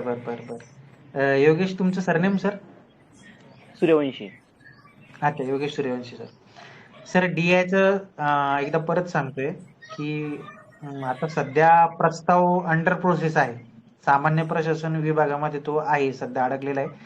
आपण RTI टाकला होता, ते आता 10 दिवसानंतर ते पाठवणार होते. आता परत एकदा उद्या परवा मी परत RTI टाकेल की ते प्रस्तावाचं कधी काय होईल. ठीक आहे. आता तो FDA ला जातो, FDA कडून परत medical education to secretary to CM, नंतर CM टू, नंतर मग ते फायनल मीटिंग होते आणि नंतर मग तो जातो प्रस्ताव राज्यपालांकडे. राज्यपाल मग GR पब्लिश करतात. अशी प्रोसिजर आहे त्याची. थोडं लेंदी प्रोसिजर आहे सर. थोडा आता याच्यामध्ये लेट होईल, आपल्याला सगळ्यांना तरी एक अंदाज, काही एक वरवर अंदाज तुमचा, आता एवढं तुम्ही प्रत्येक जागी क्षेत्रात काम करताय फार्मसीसाठी, तर तुमचा अनुभव काय म्हणतो की केव्हापर्यंत येईल हा? 1 ते दीड महिन्यामध्ये आपल्याला काहीतरी क्लिअरिटी येऊन जाईल की बाबा फायनल झालेला आहे ड्राफ्ट. तो झाल्याच्या नंतर MPSC ला आदेश जाईल आणि MPSC ला आदेश गेल्याच्या नंतर मग MPSCच्या मनाने MPSC ला जेव्हा स्लॉट अवेलेबल असतील तेव्हा ती जाहिरात काढेल. आणि जाहिरात काढल्याच्या नंतर मग म्हणजे जुलै ऑगस्ट पकडून चला, जून जुलै पर्यंत परीक्षा होईल अशी अंदाज आहे. जुलै ऑगस्ट पकडा, पण तुम्ही जुलैचे टार्गेट धरूनच अभ्यास करा. येस येस येस चालूच आहे. त्यामुळे ते प्रोसेस काय कुठपर्यंत त्याच्यासाठीच विचारलं. Thank you sir. प्रोसेस आहे. प्रोसेस आहे. आता याच्यामध्ये कसं होतंय की काही इंडस्ट्रीचे लोक जे आहेत ते पण आपल्याला थोडेसे अडचण आणू शकतात. येस म्हणून येस शासन येस काय हा करतं की तुमच्या बरोबर आहे. मध्ये माझं हा चाललंय विषय सर. अडकला नाही पाहिजे या संदर्भात पूर्ण काळजी घेतं सर शासन. Yes yes yes yes yes चालेल चालेल. Thank you sir. Thank you. Yes yes. Sir good morning बोला Seema madam. Good morning sir. Sir जो पिंपरी चिंचवडची जी ऍड आलेली आहे त्याच्यामध्ये जो सिलेबस मेन्शन केलाय त्या सिलेबस मध्ये फक्त मराठी, इंग्लिश, जीके आणि जीएस असं मेन्शन आहे. जर फार्मसिस्टची ऍड ते हे करतायत तर फार्मसी सब्जेक्ट त्याच्यात मेन्शन पण हवा असायला हवा. आता काय होतं मॅडम, प्रत्येक डिपार्टमेंट त्यांच्या याच्यानुसार ती जाहिरात घेत असतं. पण आता काय त्यांचं पॅटर्न कसं आहे, कारण आधी पीसीएमसीच्या जाहिराती कशा आलेल्या आहेत ते बघावं लागेल, त्याच्यानुसार ते फॉलो करा. पण सध्या त्यांनी जे दिले त्यानुसारच. काही ठिकाणी नुसतं जीकेच विचारलं जातं, काही ठिकाणी आणि टेक्निकलचे प्रश्न असतात शक्यतोवर, नसतात असं नाही. टेक्निकलचे प्रश्न बरेच प्रत्येक ठिकाणी असतात जर पोस्ट तशी असेल तर. आणि पूर्ण जर नॉन टेक्निकल असेल तर त्याचा पण अभ्यास तुम्ही करा, त्याचा तुम्हाला फायदा होणारच आहे 100%. येस. अजून आपल्यापैकी काही प्रश्न असतील? हा सर. बोला. हा सर, ते ऍक्च्युली मगाशी आपल्याला एका सरांनी सांगितलं ना की ते ब्लड साठी आयपी वगैरे रेफर करा. मग तसं जर कोण एक्सपिरियन्स्ड असतील तर प्लीज आपल्या ग्रुपवर त्या रिलेटेड म्हणजे बुक्स कोणते रेफर करू दे वगैरे जरा माहिती मिळाली तर बेटर होईल. कारण आम्ही कसं नवीन कॅन्डिडेट आहे ना, आम्हाला एक्झॅक्टली ते रिलेटेड माहित नाही. सो झालं तर अवेलेबल होईल. तुम्ही आता जे सिलेबस मध्ये जे पॉइंट आहेत ते आधी कव्हर करा, त्याच्यावरती चांगली रिव्हिजन करा, प्रश्नपत्रिका व्यवस्थित सॉल्व्ह करा. नंतर मी कोण ना कोण जे आता रिसेंटली जे DI झालेले 2015-16च्या बॅचला त्यांना पण आपण त्यांचं पण सेशन घेणार आहोत. फक्त थोडासा संयम घ्या, कारण समोरच्याचा पण वेळेनुसार आपल्याला हे सगळ्या गोष्टी कराव्या लागतात. ऋषिकेश सर एक सांगू इच्छितोय की योगेश बोलतोय, ऋषिकेश सर त्रिवंशी सांगू इच्छितोय मी. आता त्यांनी मॅडमने आता जो विषय काढला की DI मटेरियलचं कोणतं स्पेसिफिक बुक आहे का, मी आता जवळपास जे मागचे काही DI झालेले आहेत किंवा DI प्रिपरेशन देऊन बसलेले लोक आहेत, जवळपास 10 ते 15 लोकांना या संदर्भात बोललोय का स्पेसिफिक मटेरियल किंवा बुक कुठे भेटेल का. तर त्याच्यात सगळ्यांकडून मला एकच सांगण्यात आलं की तुम्हाला एक स्पेसिफिक असं स्पेशल बुक असं सांगता येणार नाही. कारण कसं आहे का, या पुस्तकामध्ये जो रेफरन्स दिलेला आहे तो त्या पुस्तकात नाहीये, त्या पुस्तकातला रेफरन्स तिसऱ्या पुस्तकात नाहीये. तर तुम्हाला जे आहे प्रत्येक पॉईंट वाईज मटेरियल हे स्वतःला तुम्हाला एक्सट्रॅक्ट करावं लागेल आणि प्रिपरेशन करावं लागेल. That is the best option. म्हणजे जे आपण सेमिस्टरला करतो तेच म्हणजे कोर स्टँडर्ड बुक आहेत. म्हणजे स्टँडर्ड कोणाला म्हणायचं, KD त्रिपाठी एक स्टँडर्ड बुक आहे आणि एक स्टँडर्ड बुक, एक रेफरन्स बुक. ठीक आहे, असा आपल्याला दोन्हींचा संगम करून करायचा. रेफरन्स बुक म्हणजे लोकल ऑथर्सनी लिहिलेले आहे, चांगलं कोणी यादव बिसे यांचं कोणाचं पण पुस्तक असेल किंवा फंडामेंटल फार्मसी किंवा PY थोरात सरांचं एखादं कुठलं काही असेल तर ते असे म्हणजे कुठलं पण, मी यांचंच नाही म्हणत, एक नाव आलं म्हणून सांगतोय. फक्त स्टँडर्ड जे बुक आता तुम्ही बाल्यान बाल वगैरे वापरता, KD त्रिपाठी वापरलेले, सुटिक्सचं लॅचमन, कोणी लॅचमन वगैरे वापरले, तर हे जे स्टँडर्ड पुस्तकं आपण डिग्रीला वापरलेत ना त्याच पुस्तकांवरती त्याच पॉइंटवरती चांगल्या प्रकारे रिव्हिजन करा. आणि शक्यतोवर GPATचे सर्व प्रश्न सोडवा, कारण त्याच्यात डीप प्रश्न विचारलेले आहेत आतापर्यंत. ठीक आहे, म्हणजे तो सिलेबस तुमचा कोर आणि तुमच्या ज्या कन्सेप्ट आहेत ते सर्व क्लिअर होऊन जातात. Yes yes absolutely right sir. Yes. उगाच 17 पुस्तकं घेऊन काही फायदा नाहीये. हे पुस्तक ते पुस्तक, मार्केटमध्ये कुठलंही एक फोकस पुस्तक कुठलंही नाही. आणि मुद्दा काय, पुस्तक शोधण्यामध्ये अर्धा टाइम निघून जातोय. बेस्ट वे तुम्ही जे काय स्टँडर्ड बुक्स किंवा लिस्टेड बुक्स युनिव्हर्सिटीचे आपल्या B.Pharmच्या वेळेस जे युनिव्हर्सिटीच्या वेबसाईटवर किंवा प्रत्येक युनिव्हर्सिटीच्या वेबसाईटवर सिलेबस असतो त्याच्यामध्ये रेफरन्स बुक्स असतात. दॅट इज ऑल्सो गुड की तुम्हाला पुस्तकं शोधायची गरज नाहीये की या स्पेसिफिक सब्जेक्टसाठी कोणतं बुक आहे. तुम्हाला तुमच्या युनिव्हर्सिटीच्या सिलेबस बघा, त्याच्यामध्ये बुक्स रेफरन्स सुद्धा दिलेले असतात नावासकट. That is the best option. बरोबर करेक्ट. मला एक थोडस बोलायचंय. ज्यावेळेस तुम्ही कुठलंही काही सिलेबस करता, कन्सेप्ट क्लिअर करा. पूर्ण रट्टा मारायला जाल तर लक्षात राहणार नाही.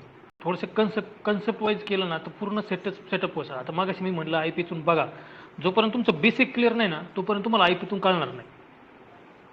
बरोबर, करेक्ट आहे.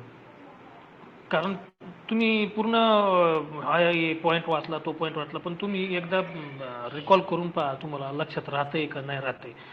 क्वेश्चन एकदम सिंपल असतात विचारलेली आणि बेसिक बरोबर असतात. बरोबर एकदम हार्ड हो मध्ये कुणीही जात नाही. एक आता सरांचंच बुक आहे तुमचं सर, मी तुमचंच बुक घेतले आतापर्यंत. मी 10 हा दिवस मी नुसते क्वेश्चनच वाचत होतो. सिरियसली सांगतो, क्वेश्चन एकदम सिंपल असतात, पण हो तुम्हाला बेसिक क्लिअर पाहिजे. बरोबर तुम्ही आणि सरांनी आत्ताच सांगितलं, जोपर्यंत तो सिलेबस कव्हर होत नाही त्याच्यानुसार तुम्ही तो सिलेबस कव्हर करा. डायरेक्ट आयपीला घुसू नका. आयपी मी कुठं म्हटलं तुम्हाला, मी लास्ट आता समजा एखाद्या स्पेसिफिक ऑर्गॅनिझम आहे, मायक्रो ऑर्गॅनिझम आहे, एखाद्या अँटीबायोटिकला वापरलं तो, व्हिटॅमिनला वापरलं तो, असेच्या याला त्याला, तिथं आयपी रेफर करा. तिथं तुम्हाला डायरेक्ट इन शॉर्ट नाव आलेलं असतं आणि याच्यासाठी वापरलं असतं. पण नेमकी असे व्हिटॅमिन B12चे समजा तिथे किंवा अँटीबायोटिकचं आहे, तुम्ही करता एखादं, तर स्पेसिफिक माहिती पाहिजे नेमकी हे काय काय काय नाही. तुम्ही डायरेक्ट फायनलला जर गेले तर तुमच्या लक्षात पण नाही राहणार ते. प्रिव्हियस इयर क्वेश्चन हेच आपले गुरु आणि आपले स्टँडर्ड पुस्तके मॅक्स म्हणजे हेच गुरु असतात. बाकीचं आपण थोडं डायरेक्शन व्यवस्थित मिळावी म्हणून आपण या चर्चेमध्ये राहतो, किंवा आपल्या कुठेतरी मार्गदर्शकाची आपल्याला नक्की म्हणजे प्रत्येकानं मार्गदर्शन घ्यायलाच पाहिजे. जे जे त्या सब्जेक्ट मधले एक्सपिरियन्स लोक असतात ते तुम्हाला नक्की मार्गदर्शन पण घ्यायचं त्या सब्जेक्ट मधलं, किंवा कधी नाही कन्सेप्ट आता वगैरे. एक तुमचाच आहे, आपल्याच बुकमध्ये एक क्वेश्चन होता सर का, आता हे लिपिड्स मधला आहे bond, oleic acid, linoleic acid, याच्यात ऍसिड, 4 बॉन्ड कशात असतात, न्यूक्लिक ऍसिड मध्ये समजा ॲडेनिन आणि हो ग्वानिन मध्ये किती बॉन्ड असतात, याच्यात किती बॉन्ड असतात. सिंपल क्वेश्चन आहेत बरं सर, एकदम काहीच डिफिकल्ट हो नाहीत, पण ते लक्षात हो राहत नाही. माणूस काय करतो म्हणजे वाचणार काय करतो, यार आपल्याला दुसरं वाचायला पाहिजे, RNAत काय पाहिजे, DNAत काय पाहिजे, पण ऍक्च्युअली जो बेसिक कन्सेप्ट आहे याच्यात आणि याच्यात किती बॉन्डिंग आहे, याच्यात किती बॉन्डिंग आहे, कन्सेप्ट वाईज बरोबर तुम्ही लक्षात ठेवा. डिस्कस करत चाला तुम्ही, याच्यासोबत कोणासोबतही डिस्कस करा, पण करा तर तुमच्या जास्त लक्षात राहील. नाही. आपल्याकडे आता ग्रुप आहेत, फार्मा सोल्युशन डिस्कशनचा ग्रुप आहे, त्याच्यानंतर हक्क समितीवर तुम्ही प्रश्न डिस्कस केले पाहिजे. आपण हा फक्त कधी जाहिरात काय येईल, नुसते आंदोलन हे ते काय नाही ते नाही करत राहू आपण. या सगळ्या गोष्टी होत राहतात, पण अभ्यासाच्या चर्चा पण झाल्या पाहिजे. त्यातनं कारण एकमेकांना आउटपुट जीपॅटचा मिळतं, concept. मुलांना एक सांगू इच्छितो, जीपॅटचा जेवढा पेपर पूर्ण कन्सेप्ट वाईज असतो ना, तसा पेपर कुठल्याही शासकीय गव्हर्नमेंटचा नसतो. एकदम बेसिक वरती क्वेश्चन पेपर असतो. हार्डली 10-15 क्वेश्चन असतात का जिथं पूर्ण डीप मध्ये गेलेले असतात. बरोबर आहे ऋषी सर? बरोबर, करेक्ट. पण त्या 15 प्रश्नांमध्येच रिझल्ट फिरतो बरं का सर. नाही आहे ना, मी तुम्हाला तेच म्हणतो ना, मी जोपर्यंत तुमचं बेसिक क्लिअर नाही ना तोपर्यंत तुम्ही त्या 15 प्रश्नापर्यंत घुसू नाही शकत. येस बरोबर. तुम्ही अजून काही बेसिक कुणाला क्लिअर करा, बोलायचं? बाकी काहीच नाही. अहो सगळ्यांचे मला वाटतं सगळ्यांचे डाऊट क्लिअर झाले असतील असं वाटतंय. काही बोलायचं आहे? Dnyaneshwari madam, Renuka, Aarti madam, Priya, Rajesh sir, Namdev sir नमस्कार, नामदेव ढोणे सर नमस्कार, मोनिका मॅडम, कोणाला काही बोलायचंय? ओके, सर एक विचारायचं होतं. एक बोला प्रश्न ना आहे बोला मला. परेश सर. हा जिल्हा परिषद अंडर ज्या जागा भरतात त्याला एक बराच स्पेस कॅडर आहे. तालुका लेवलवर काही पोस्ट क्रिएट करायला पाहिजे. परत जिल्हा परिषद मध्ये प्रॉपरली एकच पोस्ट काम करते जिल्ह्यामध्ये.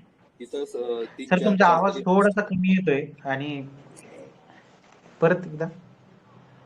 जिल्हा परिषद करिता ज्या जागा भरल्या जातात ना हा त्याच्यामध्ये स्पेस वाढवायला पाहिजे कॅडरमध्ये. कमीत कमी 4 पोस्ट डिस्ट्रिक्टला पाहिजे, तालुक्याला 1 हा पोस्ट करायला पाहिजे. तर ते व्यवस्थित एक जागा पण आपल्या वाढतील आणि काम पण व्यवस्थित येईल. बर. सर तुमचे जे काही पॉइंट्स आहेत ना, हे की शासकीय विभागामध्ये कुठं कुठं आपल्याला ऑपॉर्च्युनिटीज क्रिएट होऊ शकतात. मी CGHS, ESIC, जिल्हा परिषद आणि DDHS जे काही आपल्या इथं फार्मासिस्ट अटॅच आहेत, किंवा PSC ला किंवा कुठल्याही विभागामध्ये, शासकीय विभागामध्ये जे फार्मासिस्ट माझ्या कनेक्ट मध्ये आहे आपल्या, तर तुम्ही मला कुठे कुठे ऑपॉर्च्युनिटीज क्रिएट होऊ शकतात याचं एक व्यवस्थित पॉइंट वाईज जर तुम्ही पाठवलं ना तर बरं होईल. कारण कसं होतं, तुम्ही लागलेले तुम्हाला माहिती आहे की इथं ऑपॉर्च्युनिटी आपली क्रिएट होऊ शकते, तर तुम्ही मला जर पाठवलं तर चांगलं होईल. कारण मागच्या वेळेस मी नरेंद्र राठोड सर होते, त्यांना मी बऱ्याच वेळा बोललो, पण त्यांना काही वेळ मिळाला नाही मला पाठवायला. बरेच जण म्हटले सर वेटरनरी मध्ये पण आपल्याला खूप चान्स आहे. तर तो 100% चान्स आपण मिळवू. पण तुम्ही पण मला इन्फॉर्म, म्हणजे आपल्याला एक चर्चेमध्ये पण तरी असले पाहिजे. तुम्ही ग्रुपवर बोलत नाही, काही नाही, तुम्ही बोलत जा ना, सगळे बिनधास्त बोलत जा. चर्चेसाठीच ग्रुप आहे आपला. ठीक आहे. कुठं कुठं म्हणजे काय होतं, अवेअरनेस झाल्यानंतर पण पोरांना जाणीव होती. अवेअरनेस होणं पण इम्पॉर्टंट आहे. तो आपण आपल्या ग्रुपच्या माध्यमातून, आपल्या याच्या माध्यमातून फार्मासिस्ट पर्यंत पोहोचवतोय की आपल्याला इथे इथे हे होऊ शकतं. म्हणजे ही विद्यार्थी पुढे चालून जर लीडर झाली किंवा आता जरी लीडर झाली तर ते मुद्दे कमीत कमी त्यांच्या डोक्यात राहतील की आपल्या ह्या समस्या आहेत. त्या समस्या तुमच्या डिपार्टमेंटच्या बाहेर येऊ द्या. ही मागणी रास्त आहे, पण याला कोणीच रेस करत नाही. ऍक्च्युली कसं एका व्यक्तीवरच पूर्ण तालुका किंवा मग असं डिस्ट्रिक्ट चालत आहे. जर याच्यात पोस्ट क्रिएट होऊ शकतात, पण याच्यावर कोणी मागणी केलेली नाही अजून. नक्की सर, नक्की आपण करूया. तुम्ही मला एकदा डेटा द्या सर व्यवस्थित. कृती समितीच्या माध्यमातून जर केलो सरकारकडे तर मला वाटते कदाचित लवकर होईल. नाही, आपण जाऊया ना सर, काळजी करू नका. आपल्यासोबत खूप मोठी चांगली टीम आता जॉईन झालेली. आपण खूप मोठ्या याच्यामध्ये गेलेलो आहे संघटनेमध्ये. ठीक आहे, मी रायटिंग मध्ये देतो सर मला एक असं किंवा हो मला द्या ना सर. कारण कसं होतं, मला काही आरटीआय वगैरे जर असतील तुमच्याकडे पुरावे, ठीक आहे, ते पण मला कलेक्ट करून द्या तुमच्या काही लोकांशी चर्चा करून. की बाबा इथं औषध शेड्यूल याची किंवा नार्कोटिक्सचं ड्रग तिथं विकल्या जातं, पण तिथं फार्मासिस्ट नाहीये. म्हणजे ते violation of drug and cosmetic act आहे ना तो. ते तोच आहे, म्हणजे तोच मुद्दा आहे खरा. मग हे जे आहे ना, याचे मला एक पुरावे पाहिजेत सर. इव्हन आपल्याकडे जे वॅक्सिनचं काम चालते ना, ते सिस्टर किंवा नर्स लोक सांभाळतात. ऍक्च्युली त्यांना ते तशी परमिशन नाहीये, पण मॅन पॉवर नसल्यामुळे ते त्यांच्याकडे दिलेलं आहे. ती पण एक आम्ही तयार आहेत ना म्हणा बाबा, आम्हाला घ्या ना तुम्ही शासनामध्ये. सर ऍक्च्युली म्हणजे कोविडच्या दिवसात म्हणजे 11 मंथच्या कॉन्ट्रॅक्ट बेसिसवर आम्हाला त्यांनी घेतलं होतं पीएचसी मध्ये. मग त्यांनी असं केलं होतं की एक 2 पीएचसी एका फार्मासिस्टवर चालत होता. मग म्हणजे वेकेन्सीज होत्या, पण त्यांनी फिल केल्या नव्हत्या. मग आम्ही रिक्वेस्ट ही केलेली होती की ऍटलीस्ट वेकेन्सी आहेत तर ते तरी वर जाऊ देत, म्हणजे तुम्ही ऍटलीस्ट ते फिल तरी करा. म्हणजे रिटायरमेंट झालेली आहे तिथल्या फार्मसी ऑफिसरची, बरेच दिवस तिथं काय ती वेकेन्सी फिलच नाही केलेली. म्हणजे आम्ही पर्सनली स्वतः केलंय की 2 पीएचसी एक साथ सांभाळणं, असल्या गोष्टी झालेल्या होत्या. मग हे पॉइंट आम्ही बोललो होतो. पण हे बघा, तुम्ही ज्या ठिकाणी काम करताना ऍक्च्युली त्या लोकांनी सुद्धा काही पत्रव्यवहार लेटर्स जे आहेत ते सगळ्यांनी एकदा तयार करा तुमच्या प्रत्येक डिपार्टमेंटनं. मला जर 20-30 जर लेटर असले तर आपण ते शासनापर्यंत, प्रत्येक डिपार्टमेंटला जे जे काही प्रॉब्लेम आहेत त्याचे तुम्ही लिस्ट आउट करा, सॉर्ट आउट करा आणि सगळ्यांच्या सर्व फार्मासिस्ट मिळून तुम्ही पत्रव्यवहार करा. मी स्वतः जाईल शासनाकडे, काही प्रॉब्लेम नाही. किंवा तुम्ही पण तुमच्या लोकल जे कोणी MLA किंवा MP असेल किंवा मिनिस्टर असेल तर तिथं पण अप्रोच व्हायचंय. जर आपण हे जर केलं तरच होईल, नाहीतर होणार नाही. कारण जोपर्यंत शासनाला आपण दबाव एकदा निवेदन दिल्यानंतर आपण त्याचा पाठपुरावा घेत नाही, काय फायदा आहे? निवेदन गेल्यानंतर सर आम्ही म्हणजे आंदोलन वगैरे केले, मोर्चे देखील केलेले होते, पूर्ण मुंबईमध्ये पण केलेले. मी तुम्हाला त्यांचं ते लेटर्स वगैरे, म्हणजे एक फार्मसी कृती समिती म्हणून एक ग्रुप आहे, त्याच्यावर हे सगळ्या गोष्टी पडलेल्या होत्या. त्यांनी आमचं काहीच कन्सिडरेशनच घेतलं. मी तुम्हाला ते पाठवते, तुम्ही एकदा ओव्हरलुक करा. डेफिनेटली. आता सध्या कुठे असता मॅडम तुम्ही? आता सध्या मी सांगलीत आहे, बट ते पीएचसीचं 11 मंथचं कॉन्ट्रॅक्ट संपल्यावर मी ते सोडून दिलं आणि लेक्चरशिप जॉईन केलेली. कारण बरेच दिवस ते आंदोलन चाललं, कारण आम्ही कोविडमध्ये पण हे केलेलं. आणि सर म्हणले ना तसं वॅक्सिनेशनचं वगैरे नर्स लोक करतात, ANM वगैरे झालेले जे नर्स आहेत ना ते लोक करतात. ऍक्च्युली वॅक्सिनेशनचं डिपार्टमेंट फार्मसी ऑफिसरकडे पाहिजे. आणि मी 2 ठिकाणी पीएचसी मध्ये काम केलं, तिथले फार्मासिस्ट रिटायर झालेले आहेत, बट खूप वर्ष त्यांनी जागाच नाही भरलेली. मग डिस्ट्रिक्ट वाईज काय करत होते, तर एका फार्मसीच्या अंडर 2 पीएचसी किंवा RHचा जो मेन फार्मासिस्ट आहे ना त्याच्या अंडर पीएचसी असं हँडलिंग ते करत होते. मग वेकेन्सी आहेत ना तर द्या ना वेकेन्सी, काढा एक्झाम, घ्या एक्झाम. हे भरपूर सारे आंदोलन आम्ही केलेले होते, पण त्यांनी काहीच कन्सिडर नाही केलं. डेफिनेटली मॅडम, मला तुमची गरज असेल तुम्ही माझ्या कॉन्टॅक्टमध्ये राहा. आपण शक्यतोवर जितकं असेल तितकं शासनाकडे पाठपुरावा त्याचा करूया. कारण ही खूप व्यापक गोष्ट आहे. जाहिराती काढणे आणि त्याच्यानंतर ते रिलीज करणे, हे शासन याच्यामध्ये बऱ्याच गोष्टी म्हणजे विचार करत असतं. आर्थिक वगैरे बऱ्याच अडचणी असतात त्यांना पण फुल न फुलाची पाकळी तरी याच्यामध्ये आपल्याकडून साध्य ऍटलीस्ट झाली पाहिजे. आणि इनफॅक्ट सर म्हणजे ते पीएचसीला पण त्यांना गरज असते. ते पीएचसीचे कोण डॉक्टर्स वगैरे आहेत ना, त्यांनी स्वतः पर्सनली त्यांनी सुद्धा लेटर्स दिलेले आहेत की आम्हाला फार्मासिस्टची गरज आहे. तर ते सुद्धा त्यांनी कन्सिडर नाही केले. असं झालेलं आहे बऱ्याच पीएचसी मध्ये. बरोबर. येस. Okay, thank you. नक्की तुम्ही मला जरा कळवा, ते लेखी पाहिजे फक्त मला, तोंडी नको. ओके हा सर, नक्की. येस. थँक्यू. आय होप सगळ्यांचे प्रश्न आणि बोलायचं. हा बोला. आवाज येत नाही सर, थोडं क्लोज या ना. हा बोला. आवाज येतोय का सर आता? येस आता येतोय. हा हॅलो, आवाज येतोय सर? बोला. येस.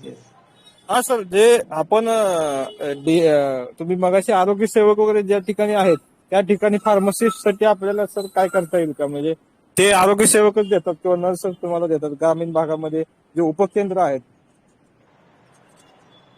आता याच्यामध्ये माहिती का, शेड्यूल के हा विषय माहिती का तुम्हाला? शेड्यूल के नॅशनल लेवलला शासनाने शेड्यूल के चा विषय घेतलेला हातामध्ये पार्लमेंटमध्ये की तो रद्द करण्यात यावा. त्याच्यामध्ये असं आहे की डॉक्टर्सला डायरेक्ट सेलचे काही ड्रगचे अधिकार किंवा नर्सला पण अधिकार देण्याचं, त्यांचं ओटीसी वगैरे प्रोडक्ट देण्याचे हे चालू आहे. तर आपल्याला हा नॅशनल इश्यू पण आहे ऍक्च्युली. पण आपण जर थोडंसं इथं गव्हर्नमेंटला जर थोडंसं आपण सगळ्या पद्धतीने जर प्रेशराईज केलं किंवा शासनाला आपण वेळोवेळी सगळ्या गोष्टींचा जर पाठपुरावा केला कायदेशीर बाबीने, तर मला असं वाटतं की प्लॅनिंग कमिटी जी आहे ती नक्की याच्यावरती विचार करेल. कारण ह्या नॅशनल प्रोग्राममध्ये फार्मासिस्टचा सहभाग असणं आवश्यक आहे. युपी बिहार तिकडे ना सीएचओ पदासाठी खूप चालले, त्यांचे मागणी सुरू आहे की आमच्या जे कम्युनिटी हेल्थ ऑफिसर जो पद आहे त्याच्यासाठी आम्हाला पण कन्सिडर करा, आम्हाला पण ट्रेनिंग द्या, अशा पद्धतीची मागणी चालू आहे. बघूया पीसीआय काय करते. आता नवीन प्रेसिडेंट आलेले अपेक्षित आहेत. ते आता मॅडम म्हणत होते ना, ते पीएचसीचं म्हणजे ज्या ठिकाणी आता बऱ्याच ठिकाणी असं आहे ना की आता जिल्हा परिषदला सर आपण आता ऍडव्हर्टाईज निघेल 1-2 महिन्यात किंवा नवीन फीस आहे, त्याच्या अगोदर सर आपल्याला आकृतीबंध वाढवायसाठी प्रयत्न केला पाहिजे असं मला वाटतं. की मी पण टाकतो आरटीआय माझ्या याच्यातून, पण बाकीच्या सगळ्यांनी आरटीआय टाकून किती जागा सध्या वेकंट आहेत फार्मसिस्ट झेडपीच्या, त्याच्यानुसार सर केलं तर आपल्याला वाढवता येतील अजून हा ऍडव्हर्टाइजमेंट मध्ये जागा. कारण ती जागा दाबून ठेवतात सर मॅडम म्हणत तसं. बरोबर. माझ्या जवळच्या आसपासच्या 3-4 केंद्रातले जवळजवळ 2 वर्ष झालं रिटायर झाले, पण ते दाखवतच नाही. आपण आरटीआय टाकला तर ती माहिती भेटू शकते आपल्याला सर की जिल्ह्यात किती, प्रत्येक जिल्ह्यात नाही एकाने टाकलं. येस. हे पुरावे पाहिजे सर आपल्याला. पुरावे असले तर मग तर आपण नक्की कामाला लावू शासनाला. मग आता मी माझ्या जिल्ह्यातलं टाकू शकतो सर सोलापूरमधून, पण बाकीच्या जे आहेत 35 जणांनी 35 आरटीआय टाकले तर आपल्याला 1 महिन्याच्या आत आपल्याला माहिती भेटून जाईल. मग त्यानुसार आपल्याला जागा वाढवता येईल. झेडपीच्या 10-15 जरी जागा वाढल्या प्रत्येक जिल्ह्यातून तरी भरपूर जागा वाढतात सर. बरोबर आहे. करेक्ट आहे तुमचं. ते करायला आता जर केलं तर ते फायदा होईल आपल्याला जे ऍडव्हर्टाईजच्या अगोदर सर.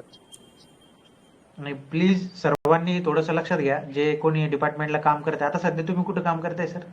मी सर आता सध्या मी जॉब करतो प्रायव्हेट मध्ये. पण अच्छा, प्रायव्हेट मध्ये. ओके. हा, काय हरकत नाही, आपण प्रयत्न करू सर. मला फक्त कसं होतं सगळ्याच गोष्टी करायला एकदम तुम्ही जर मदत केली तर मग काही ना काही होऊ शकतं. आणि आपली आता एक टीम बनवतोय आपण, हे सगळे आपले तुमच्यासारखी जी लोक आहेत तळमळ असणार आहेत की एक टीम बनली ना की त्यानंतर आपल्याला काही ना काही करता येईल. मी डिस्कनेक्ट झालो सर. काय म्हटलं? कॉल आल्यामुळे डिस्कनेक्ट झालो सर. हा. ही जी आपल्याला एक टीम बनवायची आहे आणि या टीम मध्ये हे सगळे लीडर्स घडवायचे. फार्मासिस्ट हक्क समितीमध्ये 3000 लीडर्स तयार झाले पाहिजे महाराष्ट्रातून. आणि या लीडर्सना वेगवेगळ्या विषयावरती चर्चा केल्या पाहिजे, एकत्र आले पाहिजे, एकत्र येऊन आपला पाठपुरावा शासनाकडे करायचा आहे. एकट्यानं लढून काय होत नसतं, सगळ्यांचा सहभाग आवश्यक असतो. कारण प्रत्येक गोष्टीमध्ये आपण इन्व्हॉल्वमेंट नाही दाखवू शकत. एक टार्गेट, आता मी काय करतो, मला एक टार्गेट ठेवून मी काम करतोय. ते प्रश्न मार्गी लागलेत. आता जीपॅटचा विषय हाती घेतला तो पण मार्गी लागण्याचे चान्सेस आहेत 2-3 दिवसात. तसं आपण आता एक एक विषय हाती घेऊ, काही प्रॉब्लेम नाही, कारण मलाही अभ्यास असतो, तुम्हालाही जॉब असतो किंवा बाकीच्यांना पण अभ्यास असतो. नाही, पण थोडे थोडा 10-15 मिनिटं सगळ्यांनी काढलं, तसं तुम्ही एकटा करू शकत नाही सर. मी म्हणूनच म्हणलं की बाबा प्रत्येक हा जिल्ह्यातील तुम्ही सोडून बाकीच्यांनी आरटीआय टाकले तर होऊन जाईल. माझी इन्फॉर्मेशनला काय ऑनलाईनच करायचं आरटीआय. प्रत्येक इन्फॉर्मेशन जिल्ह्यातून मिळाली केलं. पाहिजे, प्रॉपर लोकांपर्यंत पोहोचवण्याची जबाबदारी माझी. हा, पण ते डेटा तर आम्ही गोळा करून दिला पाहिजे ना तुम्हाला सर. तुम्ही पण एकटा कुठं करू शकता सर. पूर्ण टीम येस का 100-200 जणांनी केलं तर हे प्रॉब्लेम 2-3 महिन्याच्या आत सगळे मिटतील आपले बऱ्यापैकी. पण ते सगळ्यांनी केलं पाहिजे, एकट्याने करून दबाव पडत नाही तिथं डिपार्टमेंटला. Yes, thank you. येस येस, अजून काही थँक्यू बोलायचं आहे? Sir. Yes yes yes yes, thank you very much. I hope कुणाला काही बोलायचंय? श्रीकांत सर. हा सर, मी श्रीकांत नगवे दौंडवरून आहे. सर, आरोग्य येस. विभाग भरतीबाबत काय रणनीती, फेरपरीक्षा, निकाल याबाबत काय आपलं म्हणजे शासनाकडे पाठपुरावा वगैरे करण्यासंबंधी? मी आता सांगितलं की आपण तुम्ही एकदा जे जे काय मुद्दे आहेत, ठीक आहे, मी काल ते प्रमोद तांबे वगैरे काही विद्यार्थ्यांशी बोललो, जे काही मुद्दे आहेत ते आपण फार्मासिस्टचे तेच. आता हे कसं आहे, हा सगळ्याच डिपार्टमेंटचा प्रॉब्लेम आहे, फक्त आपल्याच याचा प्रॉब्लेम नाहीये. म्हणून फार्मसीचे जे काही विषय आहेत ते आपण आप्पासाहेब शिंदे साहेबांना मी त्याचं निवेदन देणार आहे, आणि ते निवेदनाचा पाठपुरावा ते शासनाकडे करतील. ते सध्या विधान परिषदेचे आमदार आहेत आणि MSCDचे पण अध्यक्ष आहेत, त्यामुळं त्यांचा इम्पॅक्ट आणि थोडासा चांगला पडतो. ते फार जुने व्यक्तिमत्व असल्यामुळं ते पाठपुरावा करायला लावेल मी त्यांना. पण आपलं निवेदन जाणं आवश्यक आहे. बरेच जण म्हणतात की झेडपी आरोग्य विभागाचे खूप दिवसापासून प्रलंबित आहेत आणि ते प्रश्न खरोखर विद्यार्थ्यांना स्ट्रेसफुल झालेला आहे, की बरेच जण वैतागलेत अक्षरशः. तर आपण त्याच्यावरती नक्की मार्ग काढू. मी लवकरच ते विषय पण हाती घेतो. ठीक आहे. दुसरा एक प्रश्न असा की आपलं MPSC फार्मसिस्ट बाबत वेळापत्रकाचे काय अपडेट, म्हणजे या आठवड्यातील पुढच्या किंवा 2 आठवड्यामध्ये, म्हणजे या नेक्स्ट वीक मध्येच तारीख जाहीर होण्याची शक्यता आहे. सिलेबस आलेला आहे त्याचा. हा, सिलेबस. हा, म्हणजे 1 ते 1.5 महिन्यामध्ये पुढच्या परीक्षा होईल. ती 1.5 महिन्यामध्ये पेपर होईल. पेपर नंतर इंटरव्ह्यू राहील. त्यामुळं फुल तयारी करा. Yes, thank you. Thank you. Yes yes. I hope सगळ्यांचे प्रश्न संपलेले असतील, कारण बराच वेळ झाला, आपण 1 तास झाला आपण मीटिंग घेतोय. परत आपण असं रविवार किंवा 15 दिवसातून आपण सगळे कनेक्ट राहा आणि ऍक्टिव्ह राहत जा. ग्रुपला काय असेल तर बिंदास बोलत जा. तुमचा ग्रुप आहे, आपण आहे, आपल्यासाठी, आपण फार्मासिस्ट एकमेकांसाठी आहे. बिंदास बोलत जा. तुमच्या ज्या काही समस्या आहे, फ्रस्ट्रेशन आहे, बिंदास्त काढत जा ग्रुपवर. फक्त एकच आहे की आपल्या फार्मासिस्टने एकमेकांना, फार्मासिस्टना शिव्या देऊ नका. मला शिव्या देणारे लोक अजिबात आवडत नाहीत. मलाही शिव्या देतात, टीका माझ्यावरही होते, पण मी कधीही कुणाला उत्तर देत नाही. ठीक आहे. त्यामुळे तुम्ही पण कुणालाही शिव्या द्यायची नाही, उत्तरं द्यायची नाही. फक्त आपलं जे काही मत आहे ते मांडायचं आहे. ठीक आहे. आणि टेन्शन घ्यायचं नाही, शांत राहायचंय. शांत राहूनच अभ्यास होतो. सगळ्या गोष्टी जितक्या असतील तितक्या मी वरच्या ऑथॉरिटीपर्यंत आपण सगळे टीम मिळून आपण पोहोचू. याचा आपण काहीतरी एक टीम तयार करूया. त्यानुसार आपण सगळ्या गोष्टी करूया. ठीक आहे. Thank you very much. Yes. Thank you sir. Okay. Yes, thank you. Thank you. Yes. Thank you very much. Yes. Okay.